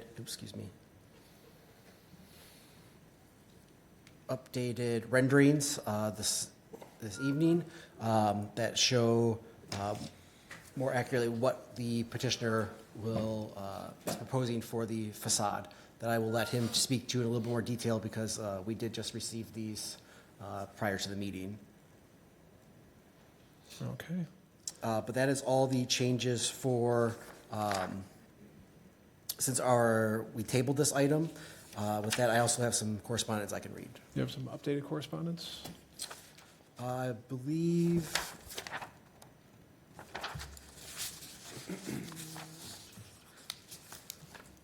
Or is it all original? they are all already read. Okay. If they're already read in, then we're good to go. Thank you, Mr. Uhazy. Is there any questions for staff? I see no questions. Mr. Bazzi, I believe you are in the audience. Feel free to come forward. Good evening, sir. Good evening, it's Beydoun. Oh, hello, Mr. Beydoun. Yeah, Yes. Michael Beydoun on behalf of Mr. Bazzi. Very good. What would you like to tell us about these updates? Okay, since the last study meeting, I think I did submit some floor plans or something like that. That changes the character of the building. That makes it like ins and out. As you can see in the elevation, it's completely different than our previous meeting right here in front of you. Forget about that rendering. We did actually have a new render right now. We will be putting like mixing up the colors, like a white stone on the bottom, minimizing the dark gray or the charcoal gray, and adding up more ACM materials basically on the top. It gives it more character and it gives it some kind of a new look. And as you know, that the station right now, it's a dilapidated station. It does, and honestly, it does look like a junkyard with the mechanic shop in there. And that will be completely cleaned up, and we're trying to beautify that area. All right. Thank you, Mr. Beydoun. Is there any questions for the petitioner's representative? Mr. Jones. Mr. Chair, thank you. I appreciate the effort you guys put in the rendering. I think that was one of the things we talked about at the study session. Is the top almost like a red? It's not going to be there. It's not, okay. When you send it to someone else, they cannot actually pick up on exactly what you want. They start improvising or something like that. The red is not going to be there because the way it shows it's going to be lighting, it's not going to be there. Right, okay. Yes. That's kind of what I was getting at. So what's your plan for the coping of the top of that building? It's literally straight cut. Just straight, okay. Yeah. Okay. Always simple, less is better, so. And then my only other question was, there's 2 EV chargers on the north side. What do those typically look like? Do they need space? Because I'm just kind of seeing you have them almost sitting within the parking spaces themselves. Are they going to be off to the side, or are they on the property line? They'll be a little bit away from the property line on the inside, and they're making them not that huge right now, so it's like, what do you call that? It's like an air pump, something like that, so it's not even bigger than that. Okay. Because you're going to have the air machine there too, so, Right. okay. It's a tight site, but it looks like it's going to work, so Well, really it's- appreciate your efforts. It's a common thing that everyone actually is going with them, so they have to go with the flow. I'm good. Thank you, Mr. Chair. All right, thank you, Mr. Droz. Any other questions for the petitioner? Mr. Long? The comment, kudos, this is so much better than what we had originally had. Very, Thank you. very pleased with this. Now I Thank know you. exactly what you want. So. Yeah, thank you. Thank you, Mr. Chair. Thank you, Mr. Long. Any other questions or comments? Mr. Baidoon, the rooftop mechanicals, how are those going to be handled? Or are there going to be rooftop mechanicals? There is, and actually that will be hidden because we did actually raise the roof up. And if you go back actually to the elevation, the heights of the building, like maybe starts at top of the joist will probably be at 14 feet. This is some places at 16, some places at 18. It's not even higher than that, especially with that middle section. That's the old elevation too. Okay, so Sorry, your it's my parapet's last high name. enough to block the Correct. view of those? And Okay. if they're visible, we'll go ahead and we'll shield them around with some kind of an ACM, and we'll improvise so they can also get the air in, maybe put some circles in them. We'll do that. Okay. All right. I think that's a question I asked you on the other one that you came to us for, so I just wanted to be consistent in that. Is there any other questions or comments from the rest of the gang here? Nope. Anything else anybody would like to offer? If not, this is not a public hearing, so a motion is in order at any time. I would like to offer an approving resolution. Yes, Ms. DeNaro. The request to demolish the existing gas station and fuel pumps at 36300 5 Mile Road and construct a new gas station, convenience store, and fuel pumps is hereby approved for the following reasons, subject to city council approval and the following conditions. 1, that the demolition plan identified as sheet AS100 prepared by A&M Consultants submitted February 9th, 2026 is hereby approved and shall be adhered to. 2, that the site plan identified as sheet AS101 prepared by A&M Consultants submitted February 9th, 2026 is hereby approved and shall be adhered to. Jacob, are we going to change those dates? I'm just going to go ahead and read it as is, and we'll. Yeah, I was going to the- propose, we'll have to change the elevation to reflect the rendering. Great, okay. 3, that the canopy plan identified as sheet AS1012 prepared by A&M Consultants submitted February 9, 2026 is hereby approved and shall be adhered to. Number 4, that the landscaping plan identified as sheet LS100 prepared by A&M Consultants submitted February 9, 2026 is hereby approved and shall be adhered to. Number 5, that the elevation plan identified as sheet A101 prepared by A&M Consultants submitted February 9, 2026 is hereby approved and shall be adhered to. Number 6, that the gas pump island canopy shall not exceed 18 feet in height and its support columns shall be covered with the same brick used in the construction of the building. Number 7, that all light fixtures shall not exceed 20 feet in height and shall be aimed and shielded so as to minimize stray light trespassing across property lines and glaring into adjacent roadway. Number 8, that free air shall be provided at all times this station is open for business. The free air shall be dispensed at the point of service without having to enter the gas station or the performance of any extra action in order to obtain the air without charge. Number 9, that the specific plans referenced in this approving resolution shall be submitted to the inspection department at the time the building permits are applied for. And number 10, this approval is valid for a period of 1 year only from the date of approval by City Council, and unless a building permit is obtained, this approval shall be null and void at the expiration of said period. Is there support? Support. All right, there's a motion on the floor to approve by Ms. DeNaro, supported by Mr. Bonjero. Is the maker of the motion, would they be willing to consider adding a condition that rooftop mechanicals be Shielded. either screened by the parapet or Yep. screening? Yep. Okay, thank you. Mr. Like it. Bonjero's okay with that? All right, thank you. Any discussion on the motion? Hearing no discussion, if the secretary is ready, please call the roll. Mrs. DeNaro. Aye. Mr. Bonjero. Aye. Mr. Long. Aye. Mr. Droz. Aye. Caremagna votes aye. Chairman Wilshaw. Votes aye, motion passes. We'll go to city council with an approving recommendation. Thank you so much, everyone. Thank you for coming tonight. Thank you. Have a good night. Good luck with that. Item number 6, Mr. Secretary. Number 6, petition 2026-01-07-01 by the Planning Commission, City Planning Commission, requesting authorization by the Livonia City Council to distribute proposed amendments to the Livonia Vision 21 Master Plan, including the addition of Book 5, Housing Sustainability, for public review and comment, and to hold a public hearing to consider adoption of the proposed amendments pursuant to PA 33 of 2008, as amended, the Michigan Planning Enabling Act. Thank you, Mr. Secretary. We'll start with Mr. Uhazy, I believe. Thank you. As we discussed at this study, the Planning Department is recommending now splitting the future land use amendments with the housing update and master plan amendments, just because this is a grant-funded process, and we do not want to slow down that project in conjunction with the land use, which we would return to at some point in the future. Mr. Uhazy, I want to interrupt you for just 1 second. This was tabled at a previous meeting. Is someone willing to make a motion to remove this from the table? I'll make a motion. Support. Is there any objection? Can we show 6 on that? Thank you. That's Bonjero and Droz. Thank you, Mr. Uhazy. Sorry about that.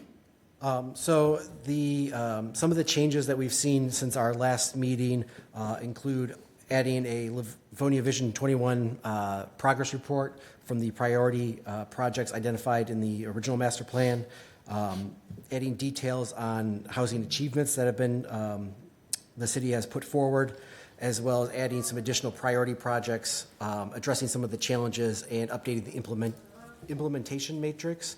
But I will let our McKenna go into more detail of the changes that they proposed and get their feedback. Okay. Thank you. You, Commissioner. Good evening, and- Mr. Smith. Good evening. Thank you. So I did want to follow up to our last conversation. We did hear a lot of the comments we received from the commission, and we worked with staff, and I think we did make some pretty good changes that provide a more rounded out tone and approach to why we're doing this amendment, what came out of the findings, and things that you can actually start to move forward over the next 10, 15, 20 years. So if I could entertain you for a little bit, I know it's late, but I just want to highlight a few things. In November of 2019, the governor signed a House bill that effectively changed the master plan and comprehensive planning process, where it now requires that housing is a formal component of master plans. So, if you kind of underline, that's the real premise on why we're even coming to you with a recommendation for an amendment is, one, it's just a part of the plan and planning process now. So instead of waiting 5 years, you can kind of get it into your process sooner than later. So we did make note of that into the plan to give context. As Mr. Uhazy mentioned, we did include aspects as it relates to projects and things that were completed in your previous version of the master plan. So it doesn't seem like this is a standalone document. It is a part of your plan as a whole. So we did provide an update on where that plan is and how it correlates to some of the things going on in this plan. Previously, I mentioned, and there was a response on how we approach the goals and the implementation plan. I mentioned before that your implementation plan was revised to include roughly, I think that number is around 24 or so various action items and things. And the response was that might be too much. How do you focus when you have all these things? So with the steering committee, one of the things we did early in the process is you have 2 goals today two goals. I just want to specify goals and actions. You have two goals today in your existing Livonia 21 plan, and those are urban design and housing in neighborhoods. With your steering committee, we revised some of those goals and action items. Those are existing in your current plan. We added one goal. We added housing and sustainability, and then we added various aspects of how to address some of the items identified in the plan into that goal as well. So in your previous version, you had a lot more goals. You had 6, and those 6 essentially replaced these 3. Based on our conversations, we thought it was better to keep those 3 and then revise how we approach the 6 that we added. The 6 that we added came from the statewide housing plan. And instead of elevating those to goals in your plan, what this plan does now is it says, these are Livonia's goals and objectives. And then it says the state has this huge list of goals and objectives. Where do they align? So now you're not jumping and just doing what the state says. This plan says we've said what we want to do, but we also know where we align with the state. So now your housing strategy and the state's housing strategy at least are speaking the same language. We're not overreaching and doing things that the state is saying. We are, and I just want to underscore this because I think it's important now that it's in here, we are doing what Livonia wants as it is also in line with the state. So that, when you look at the community housing goals, you'll see urban design, housing in neighborhoods, and housing sustainability is the third goal we added. We included the housing and development achievements for context, and then we also added the community housing projects. There are 3 priority projects, and those are to develop mechanisms to track economic and housing metrics, and then it breaks those metrics down. 2 is to create a citywide inventory for underutilized sites suitable for redevelopment. And then the third is to improve development efficiency by monitoring and reporting the average time from application to approval. Those are good projects, and then the question after becomes, in what context do we look at these projects? The plan goes into a lot of detail about the data and how you can support those, but I do want to highlight, if you do have copies, this is page 4, and this is the Sustainable Housing Policy Challenges and Opportunities. The plan itself is kind of wrapped around these challenges and opportunities as far as data, how we got here, and some of the things you can do to address some of these. So first, I want to start with the change or the decline in population and where SIMCOG projects housing for Livonia to be in 25 years. That is an increase of about 1,400 units. So in the context of population decline, SIMCOG believes that there is going to be an increase in not only population but also housing units. So that is reflected in at least what your opportunities are.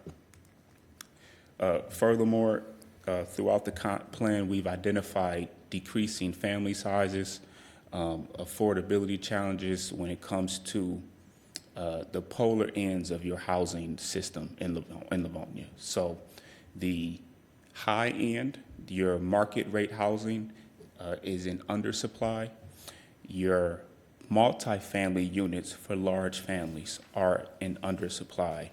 And then you have a small undersupply in homes valued under $150,000, which is a challenge everywhere. It's very difficult to find a house anywhere for $150,000. So we didn't build the plan around filling that gap, but we did build the plan around your shortage of market rate single-family housing. That is one of those areas where Livonia has an opportunity to address the shortage of those types of the shortage of those types of homes by constructing new single-family housing developments where appropriate.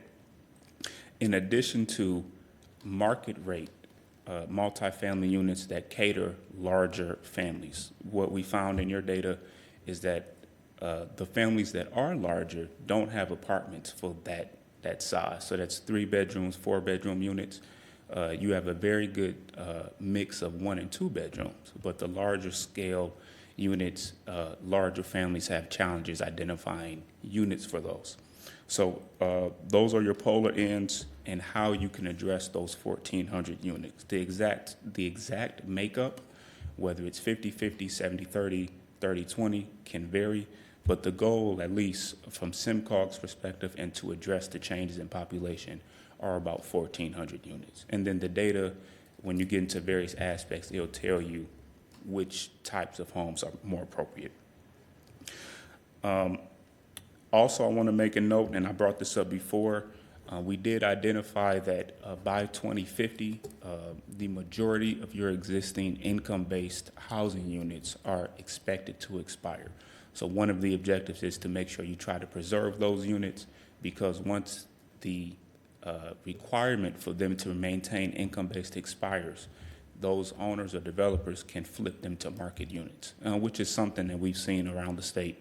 And when that happens, those affordability requirements are gone, and then it's a lot more difficult to support those residents that would be moved from that form of housing. Lastly, at least I want to point out in this table, by 2050, I brought this up in your last meeting, majority of the homes in Livonia will be approaching 100 years old. As homes get older, they require more maintenance and increased costs. So a part of the strategy on how we address that is to either repair, replace, or produce programming that supports maintaining and managing these aging homes. But ultimately, there will be a point where you may start to have to replace some of these homes if they become too expensive to maintain in the long run. But that is a 25-year away thing to be thinking about. Lastly, on the goals for community, so this is in the back of your document, the biggest difference between this version and your last version is you now have 3 goals instead of the 8 or so that came from the state. Those 3 now have refined objectives, and those are tabled out around page 39 and 40. And then your implementation plan takes those goals and objectives, and then it projects them out over a period of time. And then the last piece I want to say is included in this plan, which is the very last page of the document. It says these are your 19 goals that you have already established based on, these are your 19 objectives based on your 3 goals. These 19 objectives align with the state in this manner. So what that page allows you to do is to say, these are your goals. What is the state's recommendations, or what are the state strategies on how to address these? And then it kind of points you into seeing how that correlates to each other. And then in closing, your goals and objective or your implementation plan now correlates to 7 of the 8 priorities. And then there are, I believe, 34 overall action items within that plan. Your goals align with 19 of them. So just for context. So the kind of overarching objective of the strategy is, in part, you're able to look at the state's plan, see what the state strategies are, and then you can start to adopt or modify some of those strategies as it fits the city of Livonia. So with that, that's all I have to share with you. I do think this is a much better plan. I think revising the goals and the implementation plan really spoke to some of the things we heard in the steering committee and the engagement, and from you all as well. And we do like this version a lot more than the last one. So thank you.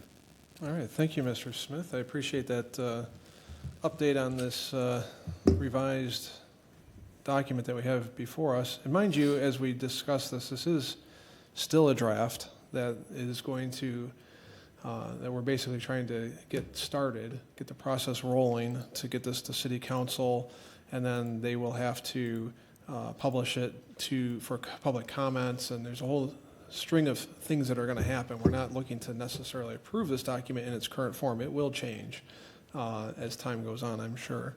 And we receive those comments and input from other people. So again, I just want to level set that expectation. Is there any discussion on what we have before us tonight?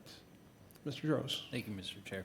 Mr. Smith, just a brief comment. I know we've talked about in this forum a couple times, I think what some of the concerns were with the prior form of this, and I do want to commend you for what you've done to kind of streamline this and come up with some more defined actions and goals for where we want to go with this. Understand that this is a draft, and I think it's going to invoke some good discussions around the community and recognizing that things change over time. It's been, several years since the original Vision 21 was put together, and things have changed. So I'm hopeful that this will help prompt some of those discussions. I'm really interested in this citywide inventory of underutilized spaces, because I think that's a big opportunity for the city.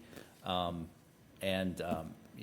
interested to explore what that looks like, not just in the spots we're thinking normally about, maybe the underutilized commercial spaces, but maybe even some of our industrial spaces that are kind of on their last legs, or even some of our larger commercial office spaces. So appreciate that effort on that. And then isolating those goals into kind of the three main groupings is helpful too. So I don't have anything beyond that, but just wanted to express my appreciation for your effort in cleaning it up. Thank you. Thank you. And if I may, through the chair, Please. a couple things I want to add. What we attempted to do, and I think we got there, is we didn't want this to be a low-income plan. We understood the pride of Livonia and the character that exists. So our intention was not to produce a plan that says, fix all the low income, bring all the low income. We really tried to enhance what was currently existing and preserve what was existing, whether that is addressing market, whether that's addressing portions of low income, but ultimately the goal is to make sure Livonia is affordable, and affordability is a sliding scale. So I think we were able to include that. So thank you. Thank you. Any other comments or questions? I also just have a quick comment. I just want to reiterate that this is going to City Council so that it can get community engagement and comment. And we want to encourage community. We want people to see this. We want people to comment on this, and we want feedback on this. And this is really the first step of that community outreach and community engagement for this process. Well, thank you, Mr. Naro. I appreciate that. I mean, we had a public hearing on this a few weeks ago, and there was a lot of engagement and comments that we received right then and there, some of which I think were actually helpful in modifying this document to where it stands now. Yep. But this is still, as you said, this is the beginning of a longer process to get even more of that community input. We definitely want that, so thank you. Anyone else have any thoughts? I do, Mr. Chairman. Yes. This is continuing to evolve into a better package for sure. From the beginning, it was way off base as far as I was concerned. I still have questions about the increased housing needs on the SEMCOG report. I've seen some numbers that show we have 39,000 residential properties or residential housing units in Livonia. I still think that number's way off, and I've got my reasons for thinking that. So that, I don't know if you ever got looked at that closely enough, because I understood that meant all residential properties, single families, apartments, condominium units. I think that number's off. Okay. So we're targeting to hit 40,000 or 41,000 homes. We're damn near there already, without these 1,400 that we say we're going to need. My question, maybe you can answer this SEMCOG report. What's driving these needs? We've talked about this before here, that baby boomer population is going to leave. There's not anything backing that up. Where are these people going to come from that are coming to Livonia? Did you know that answer? In part. SEMCOG uses a migration model. So they have data that kind of determines projected changes in population. So based on the projected change in population, if you take that number and then you look at the household size, which I think in Livonia is 2.2-ish, the exact number is, I'm sorry. And when you look at the projected change in population based on migration data, and then you divide that number by the household size, that tells you roughly about how many housing units you need to accommodate that change in population. It doesn't get into the detail of how you do that or exactly what types of units those are, but it's based on projected changes in population, and then you do the math and it'll tell you about how many units that is based on family size. Be interesting to see how accurate that is in the long term, because I don't see it. That's that, and then the thing you mentioned a little while ago, lower income housing. There's a big question about lower income housing, what that is, in my mind, okay? If the elderly have to downsize because they're retiring and they don't need big homes any longer, and they need a lower, smaller home, smaller place to stay, that's one thing. If we're catering to folks that are gonna come to town because they don't wanna work or can't find good income, I hate to see Livonia decline in any way at all. So, glad to hear you say that. That's not the focus of this. That's big to me. Yeah, I didn't hear that before. I'm hearing it now. Thank you. So, that's huge to me. That's the only way I can say that. Thank you. Thank you. It was made very clear. Thank you. Is there any other comments, questions? I do have to agree with you, Mr. Caramagno. I have my own questions about SEMCOG's data, and maybe, Mr. Smith, you have a better feeling for how accurate SEMCOG is in making, because there's basically two predictions that they're making in here. They're forecasting population for the future up to 2050. And what's said in the document at various points is basically that our population has been fairly flat and will stay fairly flat. But then they also state in the document that they're predicting growth in population in the city of about 2,000 people by 2050, the year 2050, which is not a lot in the whole scheme of things. But based on that, they also are calculating or predicting that there will be a growth or need for an additional 1,400 homes. So I want to make sure, basically let me know if you can, how accurate is SEMCOG been in their past predictions based on what you've experienced, and kind of what's their track record, and then of course as we go forward with this, I just want to make sure that we are not working with erroneous data or data that we can't trust. Yes. So the up until the current year in SEMCOG's report, that data is sourced from U.S. Census and American Community Service data. So all the data, at least up until your current year, is based on national census data. So that tends to be pretty accurate, less the gaps during COVID. When it comes to forecasting, that's always a bit of a model and just math. Generally, I have not experienced or heard of a lot of cases where people are combating SEMCOG's data. Most people tend to agree that their data is generally accurate, at least in terms of, so as Commissioner Carmingo mentioned, the existing data is based on census data. So we tend to believe that is pretty accurate. Forecasts can always, deviate just based on things change. And the further out you forecast, the more deviation exists. Mm-hmm. So we do not interpret that 14 as a hard number, but more of a target based on the landscape of migration and housing and all the things going on that contribute to not only Livonia's data, but Michigan's data as a whole. And then as you progress through the years, every 5 years, when you update this plan, you'll see that number may go up a little bit, may go down a little bit, and as you get closer to 2050, you'll start to zero in on it.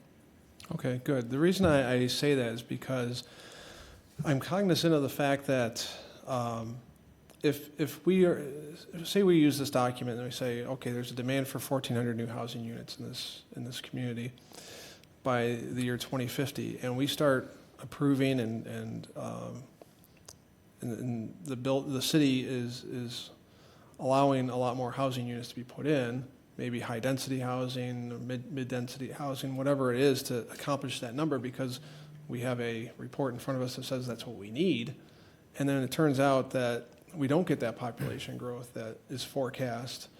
We could end up in a situation where we have an oversupply of housing, which hurts, of course, laws of supply and demand. It will hurt the housing values of all the rest of the homes in the community, because we now have vacant property sitting because we overbuilt. So that's the thing I want to make sure we avoid is we want to preserve the value of the properties that are currently in our city as well. And if I may, Chair, there are kind of two aspects to that approach. There is forecasted demand based on new population, and then you have what you'll find in the affordability section of the master plan, where you not only have a demand for new housing as your population changes, but you also have a demand for market rate units, apartment, market rate housing for your existing residents that are either spending more in housing situations where they could afford more, or they are underspending and they could also go up. So there's new residents, and then you also have what we call best fitting housing to your existing residents, and both take place at a time. Okay. And also, as you update this plan year over year, you'll get more accurate with your target. Okay. And I just, the reason I bring that subject matter up is because, we've seen a change in the history of this city over the past, I would say, decade or so, where there wasn't a lot. We'll talk about high-density housing, for example, apartments and so on. We haven't had many of those in the city in the past. All of a sudden, in more recent years, due to inflation and other reasons, there was a huge push toward high-density apartment-type living in the city, and apparently a huge demand for that. And then it just fell off a cliff. And we now have several projects that have been approved that haven't even been developed yet, because apparently there's just not enough demand for them. So that's why those people aren't building them, or they don't have the funds, who knows. But I see that happening in the community, and of course, so I just want to make sure that we're cognizant of that, and we're watching that, and we're making sure that we don't overbuild when we don't need to. So just my thoughts that I wanted to share. And if I may, Chair, of course, I think to your point, the priority project to track housing metrics will support that effort, because those do change over time. Okay. Yep. All right, great. Well, thank you. If there's any other comments or questions, if there's not any other comments or questions from my colleagues, I don't hear any.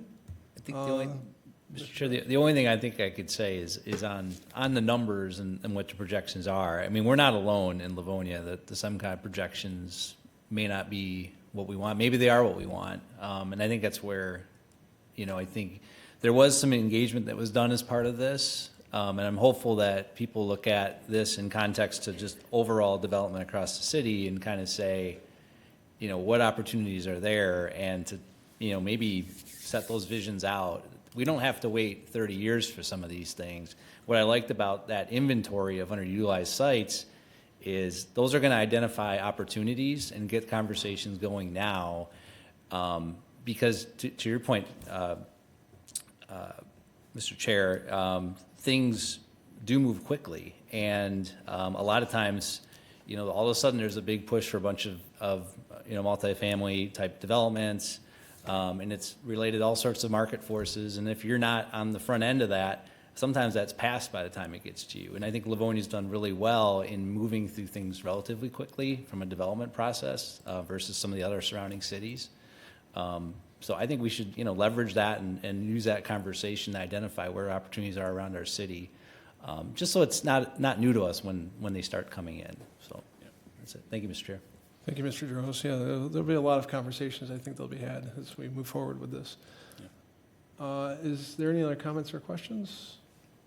If not, I believe we are looking to get a motion to approve this so it can move on to City Council and get the process started to be published. Is that correct, Mr. Uhazy? Correct. Okay. Is someone willing to make that motion? It is on page 111 of our packet.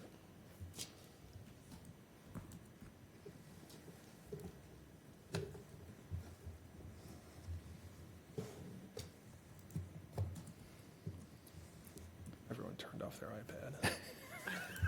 That's why I gave you the hint as to what page it's Yeah, I on. know. Wink. Locking myself out. I'll make the motion, Mr. Chair. There you go, Mr. The Chairman. approved resolution.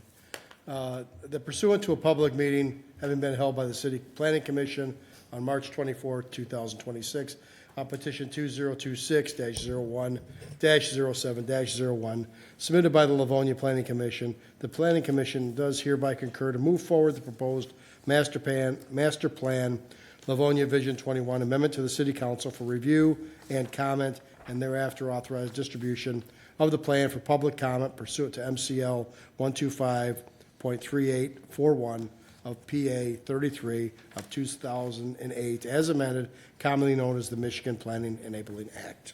Is there support? I'll support. Okay, I'm glad we're not offering to deny our own motion. That would be terrible. Is there any discussion on this motion? If not, if the secretary can call the roll? No, he's not here. Caremagno votes aye. Mrs. DeNaro. Aye. Mr. Bonjero. Aye. Mr. Long. Aye. Mr. Droz. Aye. Mature is absent. Chairman Wilshaw. Votes aye, motion passes. That'll get moved to the city council. Thank you, Mr. Donovan, for coming and enlightening us tonight. Thank you. Thank you. Have a good evening. You too. Let's see here. We have approval of minutes left on our agenda.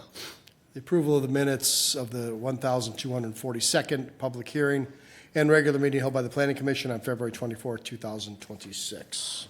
All members are present with the exception of Mr. Ventura, Mr. Bonjero, and Ms. DeNaro. Is there a motion to approve? So moved. Say that again, I'm sorry. Bonjero, Bonjero, DeNaro. and Ventura were not present. Okay, I'll make the motion then. All right, we'll have Mr. Caremagna, Mr. Long, are you I'll support it. supporting? Okay. And is there any objection to showing 4 on that, which would be Droz, Caremagna, Long, and myself? Done. No objection? All right, the minutes have been approved. And that takes us to the end of our meeting. Is there any other business to come before the commission? If not, is there a motion to adjourn? So moved. Support. That is by DeNaro and Bonjero. And that's a motion to adjourn. Is there any objection to showing 6 on that? Gotta do my math. I see no objection. The item will be passed, and the meeting will be adjourned at 9:12 p.m. I want to thank Livonia Television staff for bringing this meeting to our community and wish a good night to the city of Livonia.